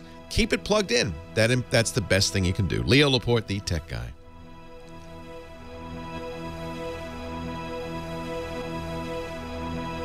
I know. The writer is saying, you know how many times I've been told not to plug it in? Well, they're wrong. And that's what I mean. There's a lot of, I don't know why there's so much misinformation. Some of it comes from earlier battery technologies. Nickel cadmium, for instance, had the memory effect, right? But that's not a problem. It's not been a problem since nickel metal hydride. But lithium batteries, keep them plugged in. And that's the way to do it. Well, he's built to fly anyway. Johnny Jet, our travel guru. He is here as he is often on Saturday afternoons to tell us how. Where are you? Are you at home? No, you're I in Toronto. For you. Wait a minute. Oh, let's get a close-up look here. What are you wearing there? Does it say Toronto on it? It says Canada. Canada. I thought you were in Ananda. My brother-in-law, sister-in-law bought it for me. Oh, how nice. So, yeah, I'm in Toronto. It's a beautiful day. I was actually doing some TV here this week. I was doing their version of The View. Oh, fun. And I ran into Amber Mack in the green room. Yeah, she just did it too. She was doing like Easter baskets, right? You know what? She was actually on a different show. Oh. But so I don't know what she was doing. Yeah, she had a little But project. We were able to have lunch. She was showing how to Pinterest your Easter creations, I think is what she was doing. Talking about Pinterest, my wife is crazy on Pinterest. She has 18,000 followers. I just looked. She was getting 1,000 followers a day for the last week. How is that? Is she famous? Her handle, she's really good. Her handle's Natalie DeScala. And what is she she has a really good eye. I mean, she works for a style magazine. She's the online editor for a big style at home magazine. And she's good. I mean, the woman's good. The woman's good. What can I say? She really is. Natalie S. Say it again. Natalie DeScala. DISCALA. All right. I'm going to. Oh, there I see her. My real last name. This is her, right? Yeah, that's her. That's her. Senior web editor at Style at Home. That's why. She's got good. style. She does. I'm going to follow her. Look at that. She's got all sorts of really interesting stuff. No wonder she has so many followers. So you don't do Pinterest, huh? I do, but not as much, not like her. She sits there, and we're in bed, and she's sitting there pinning things. Can I say, and I'm going to sound a little bit sexist here, it seems like something the gals like more than the guys. And not all the gals, but some of the... I think it's 90% of users are female. Wow. You know what's funny? Don't quote me on that. You know what's funny? 95% of the listeners to my podcast network are male. So if we just got Pinterest together with Twit, we'd be balanced. Right. So Johnny is a world traveler. He's all over the place. He was just in Lago di Garda in Italy, and then last week, and then before that in Paris. Now he's in Toronto, makes his home in Los Angeles. He just gets around. I'm living large. You're living the dream. I was listening to you and Heather the Phone Ranger about this last Facebook app. Yeah, Facebook's now following you around. Well, I got an app for you guys. Yeah? It's called Cloak, C-L-O-A-K. Have you heard of this one? No. So this one is for you to go incognito. It's called the anti-social media app, they say. So if you don't want to run into your friends or anyone you know, you use this app, and it will tell you where they are when they checked in. Right now, they're only using, I think, Foursquare and Instagram, but they're going to use Facebook soon for their check-ins. But I thought this was... so wait a minute. So you know where they are, but they don't know where you are? Yeah, that way you can avoid them. Can I put Scoble on this? That's awesome. No, I'm just teasing. Robert Scoble, who is well known to many people as a social media maven, once tracked me down at a restaurant. I said, "What do you?" He said, "I said, Robert, what are you doing here?" He said, "I followed you on Foursquare, and you checked in." And I thought, "That's now I'm in trouble." But I don't, personally, I don't mind. I went to Buenos Aires. I think these apps are great if you're a traveler. I went to Buenos Aires, and I tweeted, "I'm in Buenos Aires. I'm in Argentina, first time. I don't know where to go, what to do. Let me know." And a bunch of people tweeted me. I then said, look, okay, I'm going to go. You recommended this restaurant. I'm going to go there. And anybody who wants to meet me, 8 people showed up. We had a lovely dinner. I made friends. Awesome. So I use Twitter and social media all the time for that stuff. That is kind of a wonderful way, if you're alone and traveling, to meet people. It was a fabulous experience. Without a doubt. So I got a few more things to run through before our time runs out. Okay, so Incognito, it is on the App Store. It looks like it's iPhone only. It is free. It is only iPhone right now. It is free. Okay, so this week we talked about Uber a couple of weeks ago. It's called Cloak, not Incognito. Cloak. Exactly. Yeah. It's for Uber X. Yep. So we talked about Uber, which is peer-to-peer car sharing, basically. Not car sharing. It's like a taxi. Yeah. Well, their competitor is Lyft, L-Y-F-T. Right. And you see in San Francisco, you see all these Lyft cars around. They have big pink mustaches on the front of the car. So they have a deal right now for $50 off your very first time using it. Wow. So if you're in San Francisco and you want a free ride to the airport, download Lyft and use the code SLICKDEALS. SLICKDEALS. That's a free ride to the airport right there. It is. I mean, it's up to $50 for your first ride. Wow. So I think that's very important for people to know. Also, this week, starting Monday, Alaska Airlines is going to start offering self-service baggage tag. You have to print your bag tag at home on a couple of routes. So actually from Seattle to San Diego and Anchorage to Juneau. Okay, wait a minute. Let me get this straight. You print your baggage tag at home. You put it on your bag, and then what? And then you go to the airport, and they'll give you a... There's like a drop-off? Yeah, well, they'll give you a special tag holder. You stick it in, and then you just go up to the self-tag express check-in desk and just drop your bag. Wow.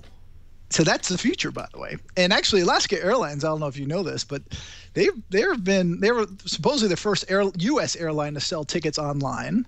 They were also the first ones to allow you to check in online and print your boarding passes. Wow. But they're not the only one, by the way. So Lufthansa this week is actually launching their self-service bag tag. What? Pretty soon there won't even be anybody flying the plane. You just get a self-service flight. You'll get on. They'll say, this way to the cockpit. Good luck. Or I'm waiting for a plane with a giant pink mustache on the front to come to my house. Drive me. Actually, it's not this week. They've already been doing it, but it's Frankfurt to Tokyo. This saves them money, right? This saves them money because they have to have... For sure it saves them money. Yeah. But if you print your own boarding tag, you have no one else to blame if you lose your baggage. Well, you know what? How often do you lose your baggage because somebody put the wrong tag on? Never. Well, that is one of my tips. Whenever you do check a bag, I you always make watch. sure the three-letter code is the right one where you're going. And I've actually seen them put the wrong one on because people are all checking in. I guess there's a bunch of people. The gate agents just grab a tag and they throw it on. Oh, you're right. Okay. Now, when you print this, though, it's going to be just some junky paper. Isn't it just going to get torn? No. Well, they have a special baggage holder, tag holder. Oh, you get a tag for it. Yep, and actually the ones you can do for Alaska Air, actually, no, I think it's Lufthansa, you can request it. Actually, sorry, I'm looking at my notes. Air France and KLM are also coming out with something similar. So you have to get the thing up, the tag holder ahead of time, or can you get that at the airport? You can get them at the airport, but some of them, I think Air France will also mail you one. So I'm kind of liking this because one of the things that slows me down is waiting in line to check my bags. But I presume I'll still have to kind of wait in line because doesn't somebody have to say, "Did you pack this bag yourself? Do you know what the contents are?" They don't do that anymore. They don't do that anymore? No, they do it in foreign countries, but they don't ask for that stuff. You know what? Has the last 13 years been a charade? All of a sudden now, I went to the airport the other day and they said, "Hey, would you like to try out our new what do they call that thing? TSA pre-check." TSA pre-check. Come on. Yeah. Just come over here. You don't have to take off your shoes. You don't have to empty your prep. You can just walk on in. I've had a problem with that. Randomly. Because I'm a member of TSA pre-check. You don't need to be a member. And then all of a sudden I noticed these lines are longer than the regular security line. They're pulling and the people in over. it have no idea what they're doing. It was me and Mario, who's 16. Actually, I think Mario was pre, and he says, "Well, since you're pre, you could be pre too." Because it's printed on your ticket randomly, and then we just waltz in. What? I think the last 13 years have just been a charade or a charade. JohnnyJet.com, at JohnnyJet on the Twitter. We'll see you next week. Thanks, Johnny. Safe travels. Thank you. I got to show you this, Johnny. So, by the way, it is Alaska Airlines. Alaska. Alaska will send you the tag, or you can pick it up at the airport. Okay. This is Pathé, which is a British newsreel company, has put, I think they put like tens of thousands of their old newsreels online. And Harry McCracken, the technologizer, found this one. You'll love this. In the new and changing world of jet travel, the speed in getting there will be matched by unprecedented speed and accuracy in flight bookings. A worldwide electronic reservations and communication system will link 114 cities on 6 continents with a data processing center located in the new Pan American building under construction in New York City. In the uncompleted 4th floor room where the computer system will be installed, Pan Am President Juan T. Tripp and Thomas J. Watson Jr., board chairman of IBM, signed the contract for the multi-million-dollar installation. Airline personnel almost anywhere in the free world will maintain two-way contact with powerful twin computers which retain necessary information on magnetic disk files. At telegraph speed, the electronic clearinghouse will book and confirm seats on flights, provide reservation for air cargo, and handle other specific requirements. Service for the traveling public to the globe-girdling tempo of the jet age. The globe-girdling tempo That's of awesome. the jet age. What year was that? Let me see if it says. I remember 1962. Because that Pan Am building. Yeah, it was iconic at the end of Fifth Avenue there. Oh, for sure. Because Grand Central is right below it. Yeah, it goes right underneath. You could see the Grand Central terminal. Yeah. Which I might be this week, actually. And I'll then be there Pan next Am week. went out of business. It's a shame. That's because they spent money on electronic calculating devices instead of stewardess. You are good. These are so good, these old ones. They're hysterical. I love it. I'm going to look for it. Oh, yeah. Well, if you go, Harry put together a bunch at this techland.time.com. He put together a bunch of technology ones that are fantastic. Here, I'll play another one. One second. You don't have to stick around. That's okay. If you want to see the machines of tomorrow... If you want to see the machines of tomorrow... Invading the realm of the computer, he's built the Forget-Me-Not model, with the memory of 100 elephants and the memory of 100 lot cheaper to elephants. keep. It's a simple idea, really, and the very thing if you want to know, say, when it will be high tide at Wigan Pier on Pancake Day. When will it be high tide on Wigan Pier on Pancake Day? Calculate that away.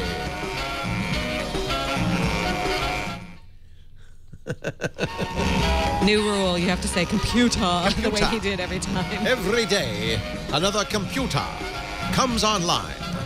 I like the music. It's jazzy. It's calculating what the high tide will be at Wigan Pier on Pancake Tuesday. And now... a memory like an elephant. Preview of the Emmett computer before it was moved to the Business Efficiency Exhibition. Very easy to work. Just a regular wallop of heavy water and you'll always get the right answer.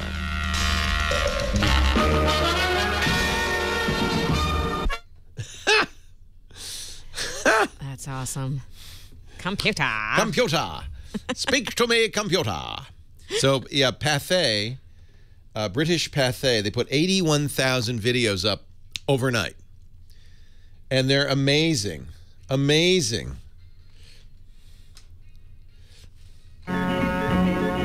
What a super sight, as every woman in the hall agreed, when the supermen of Europe got together in Cologne for the International Bodybuilding Contest. And with what pride the mighty men displayed all the well-known muscles, plus a lot that the average man had never heard of. Thank you. Arnold! Just imagine the embrace such muscle could accomplish. Leo Laporte, the tech guy. 8888 Ask Leo.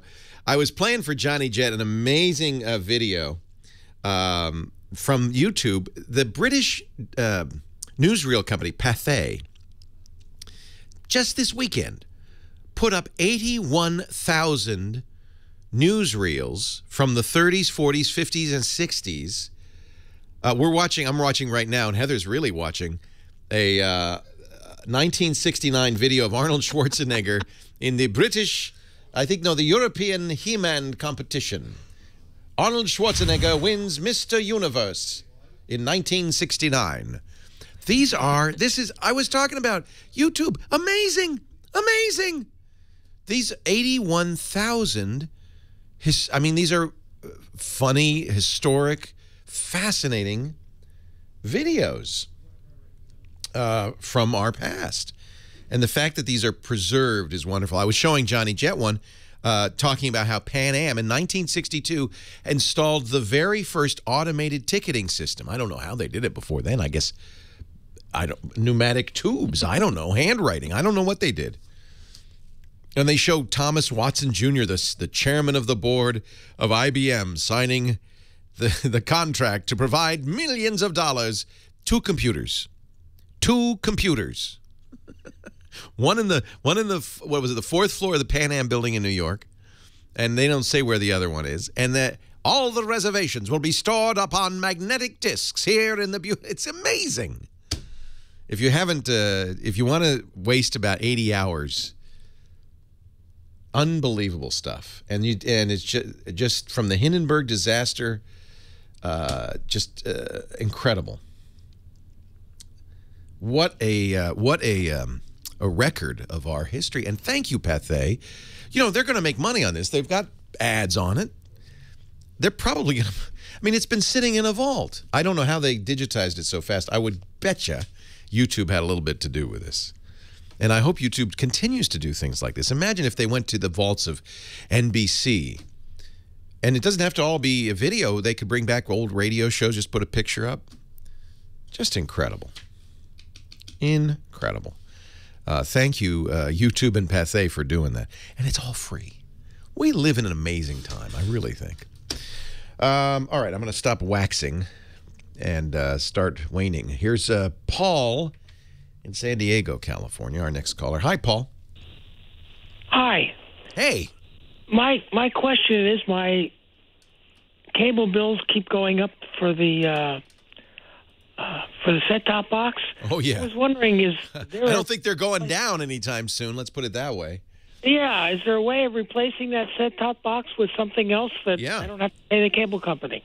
You always have to pay the cable company, but you can cord cut, and then you don't have cable anymore. And what you'll lose mostly, primarily, you may even be able to make this part up, is your local television stations. No, I keep the cable. I just want to know, can I replace the set-top box? Oh, I see what you're saying. You don't. You're going to still pay the cable company. You understand that, the monthly fee. Oh, yeah. But you don't pay rental for the cable box, which can be as much as $10 a month. How about 18? 18? That's outrageous. Yeah. Well, I just bought a TiVo. And TiVo will do this. There's two companies that are making replacement set-top boxes. What you are looking for, and first you got to check with your cable company, make sure they support it. They're supposed to, but sometimes they're not as cooperative as I would like. You're looking for something that supports cable card. Cable card was created by the cable companies to let you do your own set-top box, whether it's a computer, a TiVo, something else. You put the card in. The card is a smart card. It's a little PC card. You might remember those from the old days of computers. And all it really does is say, yes, this is Paul, and Paul subscribes, and he's paid for these channels, so allow him to see these channels. It's a way of giving the cable company information to a device you buy. Now, so I bought a TiVo. There's also a company called Channel Master that makes these. And there are companies that make video cards for your computer. So you'll need to, first of all, verify with your cable company that you can do that. You will also want to check the TiVo site. TiVo doesn't work with AT&T's UVerse, but it does work with digital cable in most areas and with Verizon Fios. So you're going to get the cable card. I went down to the cable store. I find that's the best way to get stuff out of the cable companies, to have a face-to-face interaction with a human. My cable company is the worst company in America, Comcast. But if you go to the store, they're actually pretty nice. So I went down to the store. I said, I need an M card. That's the kind of card it uses. He said, yes, fine. And I brought in my old cable box, took that off the bill. Now, there is a downside to TiVo, not so much with Channel Master, but with TiVo, you have to pay a subscription fee to TiVo for the channel guide. So that's kind of a bummer. Channel Master does not do that. And I'm not sure where they get their cable guide, but you don't have to pay a monthly fee. So one of the big differences with Channel Master is you provide your own hard drive. TiVo has built-in hard drives. So if you don't want to pay a subscription fee, and that's the whole point of this exercise, you still want a DVR, you still want the cable guide, you still want, program information, I would look at a Channel Master. I've never used one, but there are folks in the chat room say it's good. Check with your local cable company first to make sure it's compatible. Okay. All right. Channelmaster.com. Have time for a second question? Sure. I helped I do a website for a lady who wants to do or is doing video casts. Awesome. And she moves about, and she uses an iPhone for the video, but she needs a better microphone. She needs a microphone that's wireless and would work with her iPhone. Wireless is going to... Don't tell her to give up on the wireless. She has to move about. She's like get a long wire. The problem with wireless is very expensive to do well because interference is a big issue. And, we use wireless mics here in the studio, and we had to spend, I think, $600 for the base station alone. No. It's very we're talking probably a minimum of $600, maybe $1,000 to get a good wireless lapel mic. So, but how? I understand she's a teacher. She's going back and forth, but she can't get out of the range of the iPhone. I wouldn't be able to see her, right? Is there somebody holding the iPhone? She props that up on something, and so she's not moving that much. She's moving. She's moving around a student who she's demonstrating on. On posture. So she's doing posture. Oh yeah. Right. Well, wireless wouldn't be the end of the world. The other way you could go is with a mic. Depends how much. How far away from the eye? She's not very far away. Probably she's 5 feet away. Right. The iPhone mic's going to pick up a lot of room noise. So it's not very echoey. We're out back. That's exactly. Yeah. That's the reason. Then trains go by too occasionally. Can't help you with that. I don't think any microphone's not going to pick up a train. Okay. But there are microphone systems that are directional, shotgun mics. If she's moving around, that may be less good. But any external mic is probably going to help. I use the Apogee iMic. What iPhone does she have? Is it a newer one or an older one? That's an older one. So it has a 30-pin connector? I believe so. So she's going to have to get one with an iMic with a 30-pin connector. Now, it's not cheap. It's $200. But for one thing, it can be moved off the iPhone. So she can put the iMic on a stand on the desk. So it's going to be closer to her. Okay. And it does have excellent sound. And what's unique about the, it's not the iMic, it's just MIC, but it's from Apogee, APOGEE digital.com. I'll put this in the show notes. But one of the things about the mic is the quality is very good. It's a condenser mic. You can get fairly distant from it. I've actually used it in a pinch to record radio commercials in my closet on my laptop. It has a USB connector, but it also has the 30-pin connector.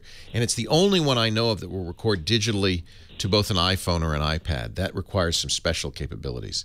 They do offer Lightning as well as 30 pins, so you're just going to want to make sure you get a connector that's right for the device she's using. This is the best choice out there, I think. And you might say $200, but a good mic, that's $200 is a good price for a good mic. Yeah, I think she's willing to do. It's the 600 that's the issue. Yeah, you don't want to go. Everybody says wireless because that's what you see in professional broadcasting. And it does seem convenient, but believe me, having worked in professional broadcasting for 30 years, that is a pile of hurt. There's all sorts of trouble with you probably saw Spinal Tap. Remember they have the wireless guitars, and all of a sudden they're picking up air traffic control on his guitar solo. That's what happens. Radio interference can be a nightmare with these things. I don't think she has that. So she was looking at an Audio Technica. I think Audio Technica is very good, but you have to remember you have to buy a bass unit. You have to buy the microphone, a little pack that goes on the backpack. It gets very expensive fast. Leo Laporte, the tech guy.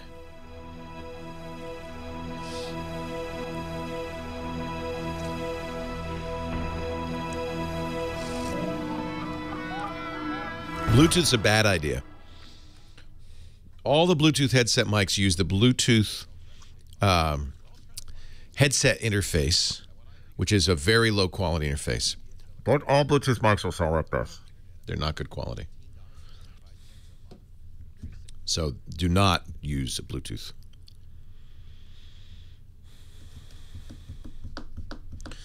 Remember, Bluetooth mic is designed for a phone, not for high quality audio. They sound awful. Hey, our show today brought to you by our phone system. Well, that's weird. Well, sometimes a phone system is so good that it's worth talking about, and that's what I say about Ring Central. When we moved into the studios, it's funny. I was listening to the story of I was listening to Dogfight, the Google versus Apple battle, and who was it? I think it was Google when they built their new headquarters. Larry Page did not want to put phones on the desk. It seems old-fashioned, right? He said, I don't need to put phones on the desk, until he was told that he had to. Fire laws required it. Of course, if you think about it, you have to be able to make an emergency call. You have to have phones in a business. I was just like Larry. I thought, when we built this studio, I don't want to put phones. Let them use their cell phones. Why should I pay for it? Well, we found out kind of a great solution. First of all, very affordable, and they can still use their cell phones if they want, but they've got phones on their desk. It qualifies for fire regulations. It's called Ring Central. Ring Central. It's a cloud-based phone system. There's no PBX in the basement. It's not landline-based, but it's cloud-based, but it is so good. And one of the advantages of using a cloud-based phone system is they can constantly improve it. They upgrade it all the time. We've been really happy. As little as $25 a month per user. They have so many great features. You use your smartphone to make calls at home from the company number. We pay for the call. You can get faxes and text messages on our 800 number. Then go right to your phone. You get your voicemails and your email. There's a directory when people call the front desk, the auto receptionist. I love that. I can go on and on. If you're on a call and another call comes in, you can dictate type out a text message to the caller that will then be turned into voice Leo is on the other line. He'll be with you in a moment. I can just go on and on. And now they've added meetings, which is amazing. I see Lyft uses them. So what is meetings? Well, it's what it sounds like. As part of Ring Central, you get multi-point HD video calls anytime, anywhere with anybody. You can share desktops. You can see each other. I mean, now Ring Central is just, Android and iOS apps. Now Ring Central is just like the ultimate business app. As little as $25 a month per user. You could start right now with a 30-day risk-free trial. And for our listeners, a very special offer. When you buy one desk phone, you'll get a second phone free up to a total of 20 phones. That's a great savings. We've got a number just for our listeners on the Tech Guy. It's 800-543-9980, 800-543-9980. Or you can go to ringcentral.com and use our offer code TWIT. 800-543-9980, ringcentral.com, promo code TWIT. We just love this system. It works so well for us. It will for you, too. It's the future today. Ring Central.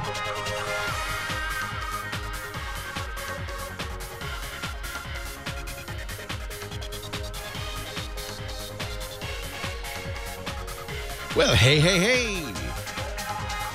How are you today? Leo Laporte here, the tech guy. Time to talk about technology, computers, the internet, smartphones, home theater, YouTube, Facebook, Instagram, and Twitter. 8888 Ask Leo is the number, 888-827-5536. You can call that number anywhere for free in the U.S. or Canada, because we are, nationwide. But if you're not in the U.S. or Canada, Skype us, and that'll work the same and won't cost you anything, because it is a toll-free number. We also are on the web at techguylabs.com. Everything that I mentioned, all the links, everything, all at the website, techguylabs.com. This is episode 1075. You can also go question by question, see my answers. There's audio and video on most of the shows. This show, too, after and it takes us a little time to get that on, thanks to YouTube, to get that on there. But it's all there at techguylabs.com. So keep that to hand if you ever have any questions, or you say, what did Leo mention? Something. Should be able to find it all there.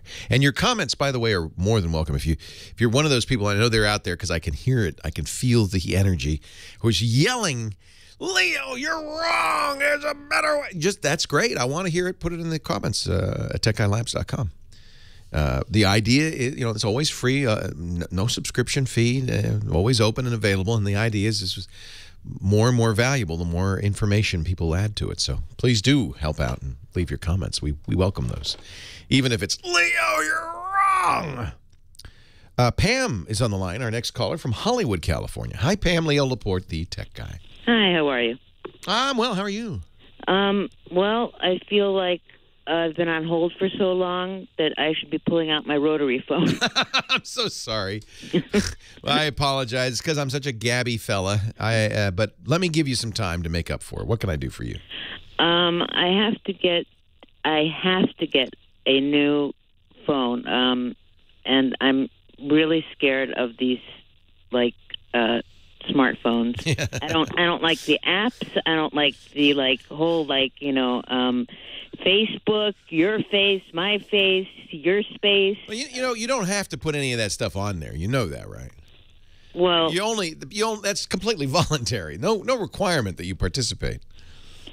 But it's also doesn't have one of those things. It's like on the computer, read this thing before you push yes. Yeah, you're gonna have nowadays software, and there's always the license that but just what, do like the rest of us do. Just go yeah, whatever. So I want to know, what is the best, easiest smartphone to get? Well, you don't. Okay, I used to have one in the flip phone days. Yeah. I had a Samsung, and I loved it. And you know what? I still have it. I could plug it in. It still has information on it. You could still get a phone like that. There's plenty of them out there. I don't want that, though.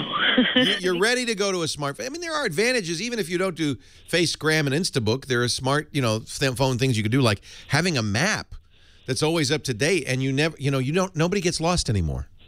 You know Yeah, that? but I heard the whole stalker thing. I don't like that. You don't have to turn it on. That's don't install Facebook. Don't. I don't have it. You don't have it. You don't need it, and you won't get it. So that's not a problem. It's completely optional. So, but the map is huge. It's really great. You never get lost again. You get I was wandering around in a strange town. I have no idea where I was. I said, "Get me back to my hotel." It gave me directions. Turn left, turn right, go 100 feet. There you are. That is great. Never get lost again. Your contacts can all be synchronized with the internet. Now, for that, you have to create a Google account, but that's okay. I have one. Yeah, well, you already got one. Your contacts will get synchronized there, so you'll never lose a contact.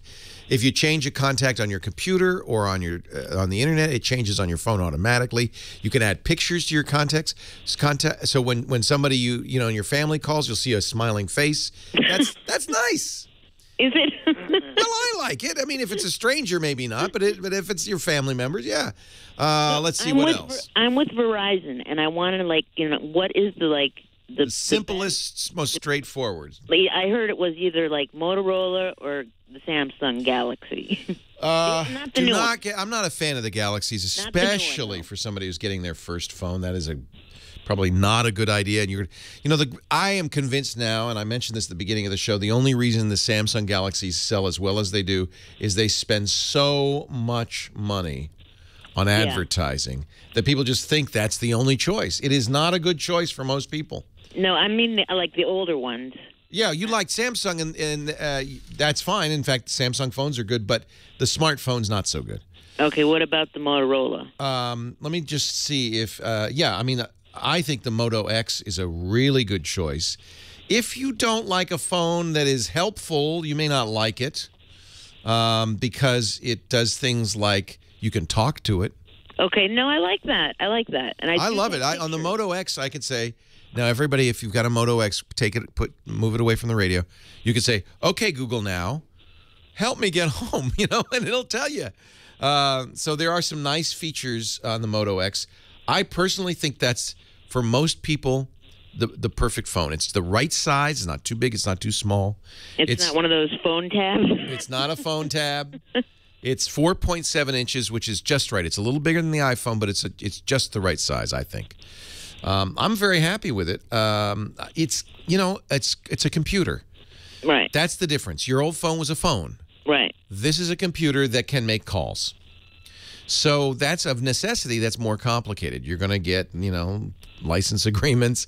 If you've already got a Google account, so that's great. The first thing you do when you get your phone home is you sign into your Google account. Okay. If you have contacts and calendar information on Google, it will automatically go right to your phone. Okay. That's nice. Can they take my old phone? They can take my old phone and put the information in. If you go to the Verizon store, they'll transfer your contacts over. But then a nice thing will happen because they'll be on your phone. It'll now synchronize with your Google account, and it's backed up to the Google account. Now you have Google contacts. That's a nice thing. Okay. But what do I do with the little chip that's in the old phone? They'll take care of that. Okay. Yeah. You go to the Verizon store, say, "I'm ready for a new phone. Leo said I should get a Moto X." And you know what's nice about Verizon? Actually, all the stores do this now. They'll give you a little tour. If they've got time, they'll give you a little tour. Okay, great. There's some nice features. Don't download Facebook. Don't put Facebook. You don't need Facebook. I don't put Twitter. You don't have to. Nobody's going to make you do that. I don't want to be stalked. I don't blame you. I don't blame you. On the other hand, it's really nice to say, "Okay, Google, now, what's the weather going to be?" You can literally say, "Is it going to rain today?" And it'll say, "Oh, no, Pam, it's not going to rain in Hollywood today." It's great. I mean, I love that. An actual voice? Yeah. Yeah. It's great. I don't have mine in front of me, so I can't do it, but let me see if it'll do it on my HTC One. I think it might. Let's just launch the Google thing. Okay, Google, is it going to rain today? No, rain is not expected today in Petaluma. The forecast is 72 degrees and partly cloudy. That's cool. That's very cool. Yeah. It's like a little friend in your pocket. Well, I don't. Well. I know you don't want a friend in your pocket. I understand. You can say, "How's my baseball team doing?" You can. And then I think maps are something that is really, really valuable. You can get your email on there. Do you use email? Yeah, and I text. All right. It's got a little bit of a camera, not a great camera, but a little bit of a camera. That's kind of handy. Yeah, I take pictures and I do text. Yeah. Texting it's great for. It's much better for texting than are you doing like 999-3222-5555 to spell out your texts? No, it's not that old of a phone. You have a keyboard. Yeah. I thought you had a really old phone. Okay. Yeah, it's good for texting. I think, you've got a browser on there, Google Chrome, which means you can, look up websites. I go to the movies. Sometimes I'll go, gee, what else was this guy in? And, you look online and it can tell you. And then people throw their popcorn at you. It's fun. You can have a really annoying ringtone. Okay, so just go into the store and just say, hey, I want a Moto X. While you're there, you could look at some of the others, but I think the Moto X is the right one for you. It sounds like a great little phone for you. Leo Laporte, the tech guy.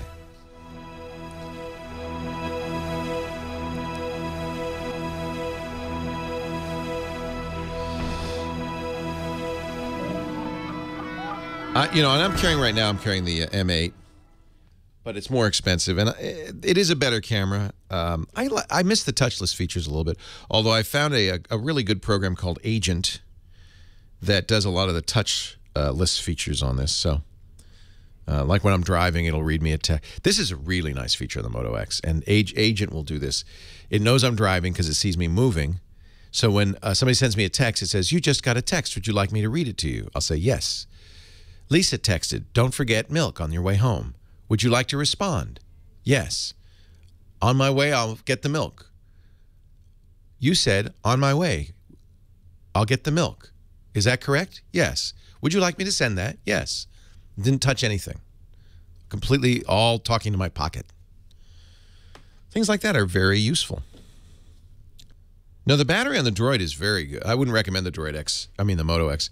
Actually, the Droid Max is even better, has similar features, but I wouldn't recommend the Moto X if it didn't, but it has 15-hour battery life, as does the M8.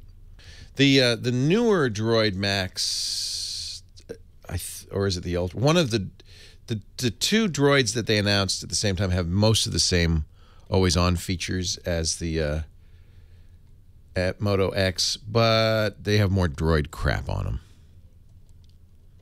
Apple did not replace Jason's laptop. We're gonna do a $300 repair though, so I think that's a good deal. But I was surprised. I was very surprised. Oh yes, so I got the new Mac Pro. There's an update for you. Works great. Gosh, it's so nice to get up in the morning and my computer hasn't reset itself overnight, to be actually able to use it without it suddenly crashing. And the last symptom it was having before, and I've packed it up and it's going to be sent back to Apple, was it just didn't see all the memory. It says you only have 12 gigs, and now it's socket 1 that's not responding, even though I never touched, so I don't know. It's not in good shape. It was bad, but the new one is beautiful. I'm so happy. Janet's in Manhattan Beach, California, our next caller. Hi, Janet. Hi, Leo. Welcome. Thank you.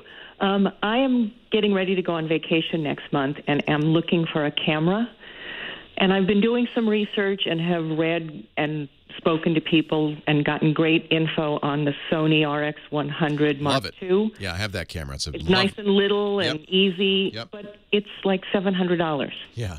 So I'm debating and thinking, if I'm really only going to use it on vacation, is that way too much money? And is there anything decent for half? Oh, yeah.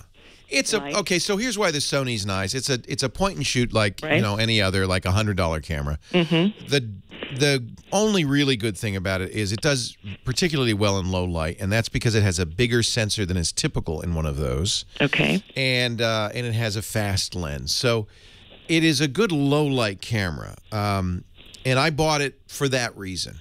Okay. But it isn't so much better than any of the other point and shoots that I would say it's worth $700. Okay.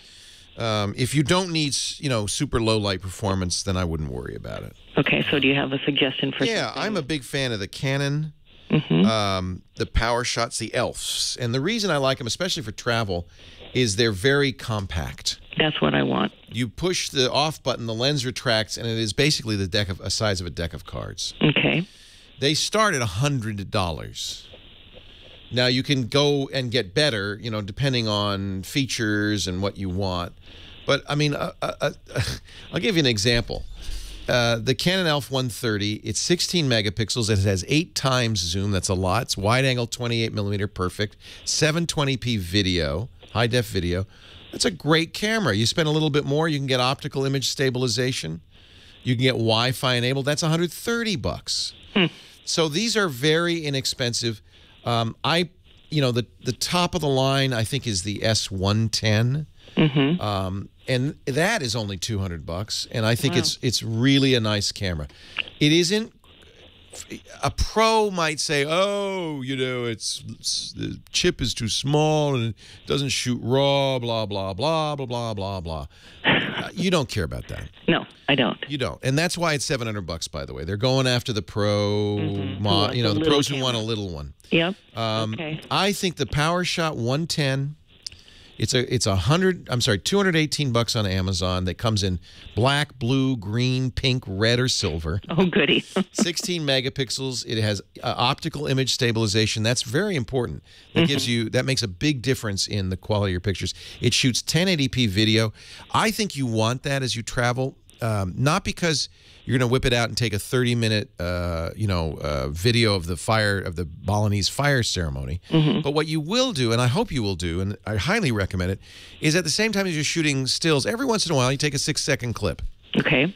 Because it gets you audio, it gets motion, and then when you come home and you make a slideshow, you mix in these video clips, it brings it all to life. It's a really great way to get a little bit more of the flavor of your adventure. And because this thing is so small, you have it in your pocket at all times, I think it's a great choice. Okay, well, I'm really glad I called because I was very close to getting the other one and just couldn't justify spending the money. If you go to dpreview.com, which is a great site, they love the Sony, and they should. It's a superlative camera, but it's more than you're looking for. You don't need to spend that much. Okay, great. You just saved me a bundle. Good. My pleasure. Thank you so much. Thanks. Bye-bye. Of course, that's the one I bought, is a Sony. But I think that's a lot. There's a lot of stuff in there you don't need. And I think these Canon ELPHs are just phenomenal because they're so pocketable. That you barely know you've got it. 8888 Ask Leo. Josh is next in Atlanta, Georgia. Hi, Josh. Hello, Josh. Hold on. Hey, welcome. Hey. Thank you. So good to talk to you. So, wow, I'm excited to be able to talk to you. Welcome. I think I'm probably your biggest fan. I'm going to get heck in the back of the classroom, like you call it, about being a brown noser or whatever. No, that's okay. Go ahead. I can take it. It's all true. It's all true. I was listening to Chris Marquardt probably 5 years ago, just discovered podcasts, and he was adding your little segment to his feed there for a while, so I checked you out, and I said, well, this guy, he sounds so good. He sounds so professional. He can't be a real nerd, but in the end, I'm a real nerd, baby. after I got to listening to you, I knew that you really knew your stuff, and it's been really an inspiration to listen to your shows. And to be honest with you, like I said, the inspiration of you getting out there and creating not only this show but the podcast was an inspiration to me. I'm a business guy that didn't make it and found creativity. We've actually met. This is Josh Johnson. On Instagram. Mr. Instagram. Oh, it's good to talk to you, Josh. Well, I'm a big fan of yours. Josh does these. Well, do you still do your Instagram feed? Oh, Leo, I'll tell you all about it. But I'm like I said, I'm a little bit worried about those guys in the classroom that they're going to start thinking I'm tooting my own horn. But no, I want you to toot your own horn because we've talked before, and I really like what you do with Instagram. I'm so excited that you remember our conversation. Yeah. So it was 3 or 4 days after the guys launched Instagram, and you and Sarah did a feature on it. I think it was Net at Night or something. I think maybe Sarah was filling in or something like that. And I said, I'm going to check this out. But I said, 600 pixels by 600 pixels. I thought it was how could you use that? I mean, what would it be good for? No, literally. I thought it was useless. But you've been doing this since the very beginning, and I have to say, your pictures on Instagram, you've got more than 500,000 followers, are getting better and better. You are showing what you can do with this. I mean, yeah, and there's more to it actually than even probably what you're seeing there right now, is because those pictures are actually mostly not mine. Basically, what happened is, if you remember, you got a team now. I know. Yeah, I started doing a little tip every day. Remember, and then that went good, but I found that reading content on Instagram, it just seemed like more what people were there for was to connect. So I started using this following to highlight people that I thought were doing a really good job. So now these are pictures that you've picked out, you've curated from your forum and so forth? Check this out, Leo. Every day we do a new theme. I think today I just pick a new one every morning. Today is kind of like Chris Marquardt does. Exactly like Chris Marquardt. Yeah. Leo, every day we get up to 10,000 pictures submitted. Oh, wow. All around the world. Well, no wonder these are so good. So this is the creme de la creme. Exactly. I mean, these are amazing. Yeah, I got people that look through all the Josh, pictures. We're out of time, but Josh, thank you. I'm glad you're doing such a great job. Did you have a question? Hang on, I'll get to that right after this. Yeah, Josh does such good stuff, and actually I haven't seen his stuff lately.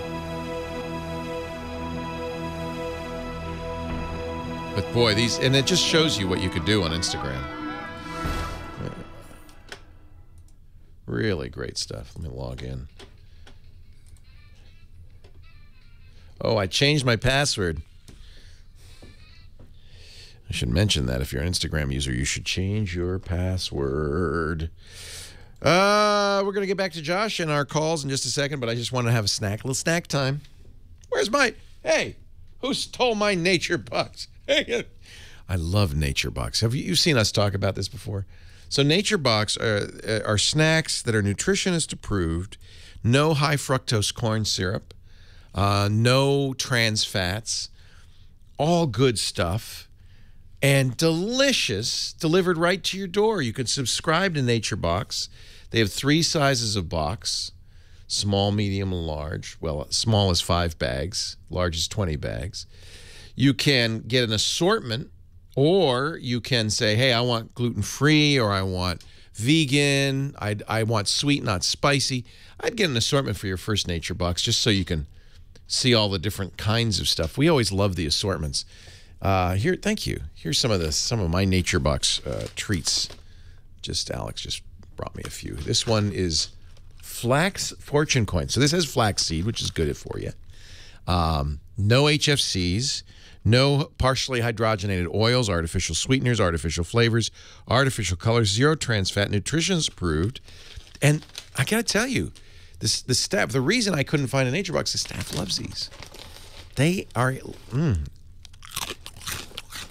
they're so good. So good. Why should snack time mean a trip to buy a candy bar in the snack machine that's been there for 15 months? Oh, no, you're going to want this, because I know you like kind of the tart stuff. Lemon pucker pistachios. So, you see the kids eating those sour candies? Don't give them those. Lemon pucker pistachios. They'll develop a hankering for something that's good for them. Go to naturebox.com. I'll tell you, we got a special deal right now. Naturebox.com/twit. You can take 50% off your first box. So jam it in. Whole wheat figgy bars. Delicious stuff. Naturebox.com/twit. Stay full, stay strong, and keep eating the Nature Box. Home snacks delivered to you. Yum. Yum. Here, let me give you I know you're going to want the lemon pucker pistachios. Let me give you isn't that just even the name? Sounds like something you want to eat. It sure does. I got to find this Tim Tams picture. All right, yes, you can have them back. They're so good. I love my Nature Box. I tell you, if we could get more sponsors like that, I'd be let me see if I can find it. Was on Google Plus. I thought this must be fake, but I don't think it is. That is amazing. Could somebody who lives in Australia or Britain, because that's where they're made. I mean, there's certain ingredients you don't need to list. I mean, we get it. Of course, a piece of speck of dust or a human dead skin cell might float into. Oh, my God.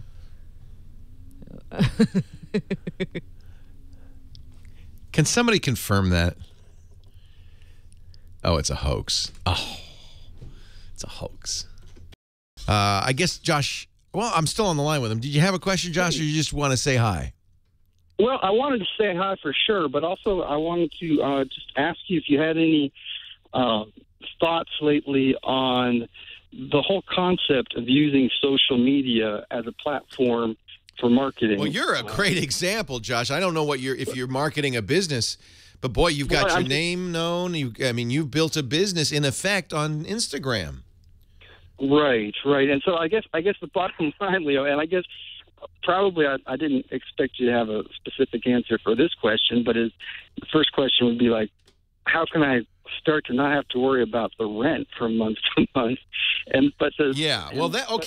That's a good question. You can always make money. You can always build a brand. You can always get a reputation. But paying the rent, that's tough. Yeah. That's tough. And a lot of times, you even see this in big companies like Facebook for a long time. Mark Zuckerberg said, we're not going to worry about making money. We're going to worry about building a business, building an audience, building users, and the money will follow. And that is true. But in the meantime, who pays the rent?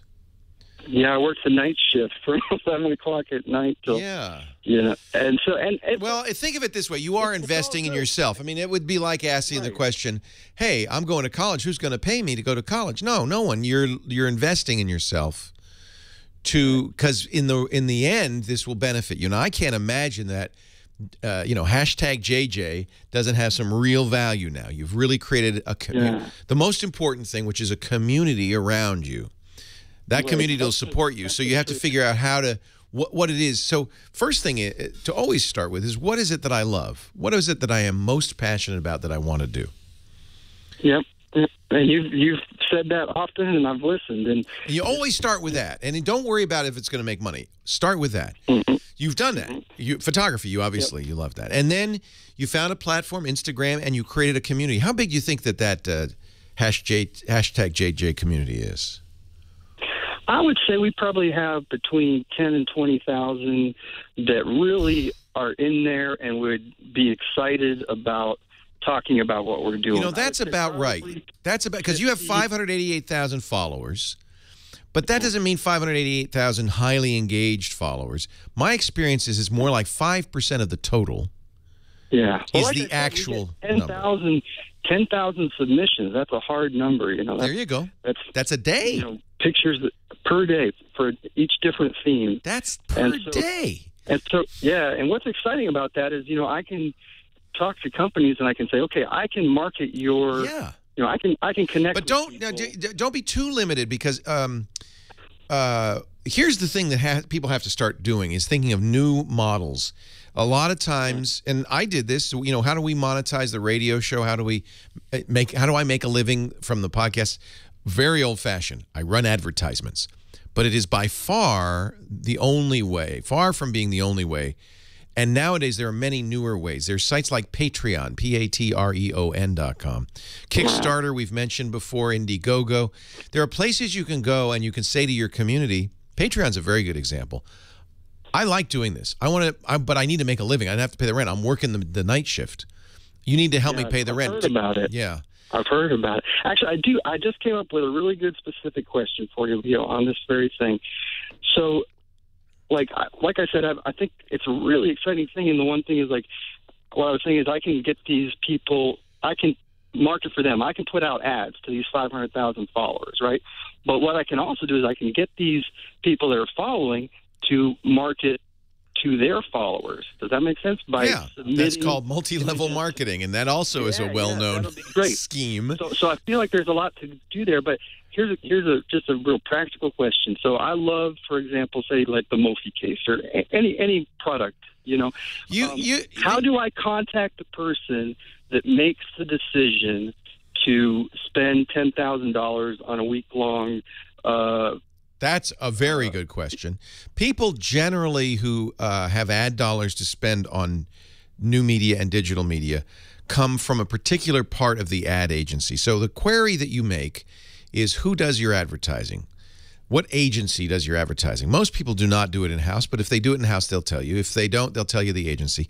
And then you talk to the agency, say, who does your digital media planning? I don't care if it's Instagram, a web page, a podcast, it's all considered digital. So you're going to talk to the person who's the buying for digital media. Now, that's going to be a tough pitch because that person controls purse strings and is very, is always approached, is very cautious. Their job rests on finding effective ways to spend that money. But the good news is, in my opinion, they're starting to realize that they need to be more creative, especially the digital guys. They need to be more creative in how they spend this money. And it may be something. Now, you also got it, very important, Josh, to consider your audience. You don't, if you start trying to sell them, some multi-level marketing product. Let's say, I want to sell you vitamins. You'll lose them quick. They're there because they love photography. It may not be advertising. It may be a donation, maybe a donation from them to participate. Maybe you have a John Johnson app or Josh Johnson app. By the way, it's Josh Johnson on Instagram if you want to follow him. Maybe you have a 99-cent app and you sell 500,000 of those. That's $500,000. Maybe there are ways. You've got to be creative and out of the box at how you can monetize this. And you're looking for a way to do this that preserves your integrity with your audience. It's really important not to squeeze your audience for money. It has to be a mutually agreed upon. Your people are engaged with you because they love what you're doing. They love your content. They love what you're saying. They love how you put it out there, and they want to be part of that. I would even query them, ask them. But give them ways that they can support you for sure to start with. And really, and we live in a world where I was talking about American Idol, and my goodness, you can't watch that show without being inundated. Even the judges are drinking from, cups that say Coke. It's advertising everywhere on that show. And that's fine. I understand that. They make a lot of money doing that. But it does feel a little bit, to me, like I'm being squeezed. I think we live in an era now where, first of all, you don't have to do that to make a living. And second, I think your audience is smarter than they used to be. The internet enabled consumer is a smart cookie. It's a new world, and I don't think people sit passively and let themselves be squeezed anymore. We are no longer the cows out in the field contentedly chewing our cud. We are bulls. So consider your audience and take care of them, protect them, honor them, because they're the engine that powers this. And but they want you to make a living. They don't want you to. I'm shocked and dismayed to hear you have to work the night shift. With a community of the size you have, you should be doing that full time. I look at my friend Trey Ratcliffe, also a photographer, who decided to become a photographer not so many years ago, 7 or 8 years ago, and created a brilliant community, makes a good living, a very good living, on his website, stuckincustoms.com. And he does it very subtly. He sells tutorials on how to do HDR photography. He sells prints. It's very subtle. It is not offensive. And it fits the aesthetic that he's promoting. And I think it works very well for him. Leo Laporte, the tech guy.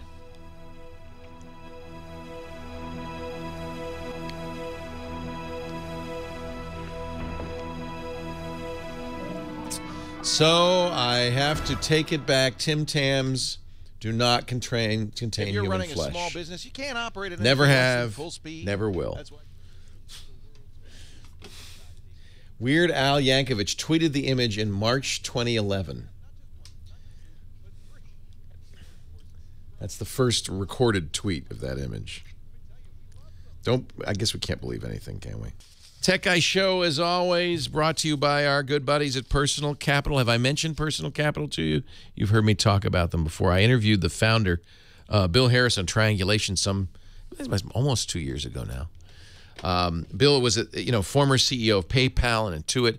He really knew about money, and he's kind of saw this opportunity to help people put their savings into perspective, make the most out of their savings. He founded Personal Capital a couple of years ago. I signed up right away. I joined it immediately because I loved the idea. You know, the problem with planning for the future is you've got accounts, checking, savings, credit card, loans, investment, all over the place, different passwords, different websites.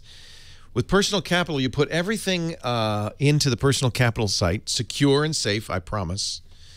And then they give you these great dashboards that tell you exactly how your investments are performing, where your money is, how much you've got, what your net worth is. Then they tell you if you're spending too much on fees or to get it to manage it. They help you keep track of everything and help you then invest to build your wealth. And, maybe it's not about getting wealthy. Maybe it's just about being able to retire and live comfortably. But if you don't start planning now, I can promise you it's not going to happen by itself. And this makes it so easy, and it's free. Personalcapital.com/techguy is the website. You can watch your portfolio performance, your asset allocation, your mobile apps are fantastic, so you can keep it on the go.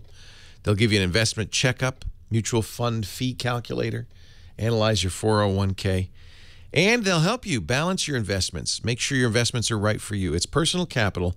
It's a great idea, an idea whose time is coming. I want you to check it out right now. Personalcapital.com/techguy. Absolutely no charge to do this.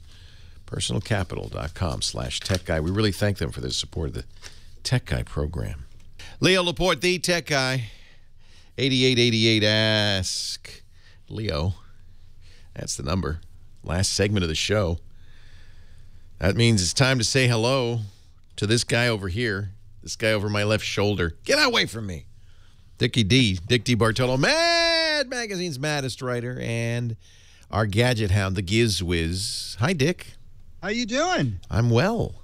How are you? Yeah, well, you are into those games. Wow. Oh, yeah, you saw me in the break. I was playing. First, I was playing my Simpsons Tapped Out. It's back. Electronic Arts fixed it. That's not good news, Dick. No, well, since I lost my Tetris cartridge for the Atari, I haven't played anything. Gosh, what you don't ever want to do is add up the number of hours you spent playing Tetris, Bejeweled, Simpsons Tapped Out. All I have to do is add up Tetris because that's about the only game I've ever played. Is that the most addictive game you've ever played? Yeah, I just never got into Candy Crush Saga, huh? No. Don't. That's a dangerous game to play. You're playing a dangerous... There's actually a book about the addictive nature of these games and how we have really, somebody, not we, I don't mean we like me, but somebody's really figured out the psychology of this. I imagine the casinos were the first of sucking people in and getting them addicted. And now they're starting to apply these to these mobile apps. And games like Candy Crush are kind of massively addictive. Interesting. Yeah. I mean, there's something in the human brain, these payoffs. It's like the slot machine payoffs. It's just there's something about it that just you have to space them out just right. You have to make it hard enough but not too hard. And there's a way to just kind of get you into it. Interesting. Stay away from them, folks. But, Dick, you've got some great gadget, I'm sure, that we could... I don't know if you've played with it yet. I've only had it 5 days. The Galaxy Gear Fit. I didn't get one. Did you get one? Yeah, I did. And, it's very funny. I never wanted a fitness watch. And then I got the Fitbit. Yeah, which I love. Yeah, and the only thing I liked about it was I just like to know I had walked at least 5,000 steps a day. Right. And I would shoot for 10,000. Right. And then, the thing with, first of all, the Fit was impossible to put on with a really stupid clasp. I mean, the first hour I walked out the door and I didn't have it. Unfortunately, it fell off in my house. And then the thing with the rashes anyway, so I gave that up. And the thing with the rashes and the thing. Yes. Yeah. And I said, Dr. Mom said, no, I would recommend you don't wear it. So anyway, it has nickel in it, and I guess that small percentage of the population is allergic to nickel. Yeah. So the Gear Fit does have the pedometer feature. This is the limit. Now, Samsung's made a number of watches. They had the Galaxy Gear last year. But this is the newest one, and this is the one that looks the most interesting. Kind of has a curvy, long display on it. Exactly, a super AMOLED screen. You can pick different watch faces. You can have it read out vertically or horizontally.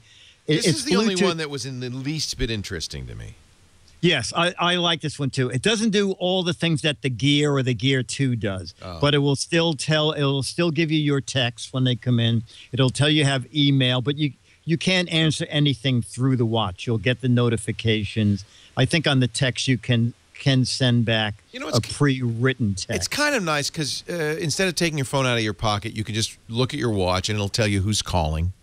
Absolutely. It'll show you the text that they sent. Yeah. And a little feature they didn't even mention, but since it communicates with your phone, I walked out of my office into my back apartment and suddenly the Fit is buzzing and it says, we cannot connect to your phone. And I realized I had left my phone on my desk. Oh, that's kind of nice. You can't lose your phone. Yes, it is. Yeah. Absolutely. There's also, if you do lose it, you just hit Find My Device, and it'll blink the flash on your phone and sound an alarm on your phone.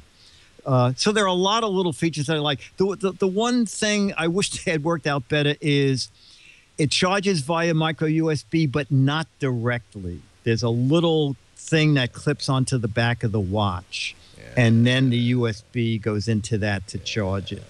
But the stopwatch, the countdown timer, your choice of watch faces, and also you can read it in bright daylight. So I think this has a lot going for it. And you're right. It's more interesting, I think, than the Gear watch was. Yeah. You do have to have, for it to work with the phone, a Galaxy phone, though, right? Yes, a lot S4 of their or S5 or a tablet. Yes, most of the notes. Okay. And it says that they're working on making it a wider range of Well, devices. it'll all be Samsung, though. It won't work with anything not Samsung, I presume.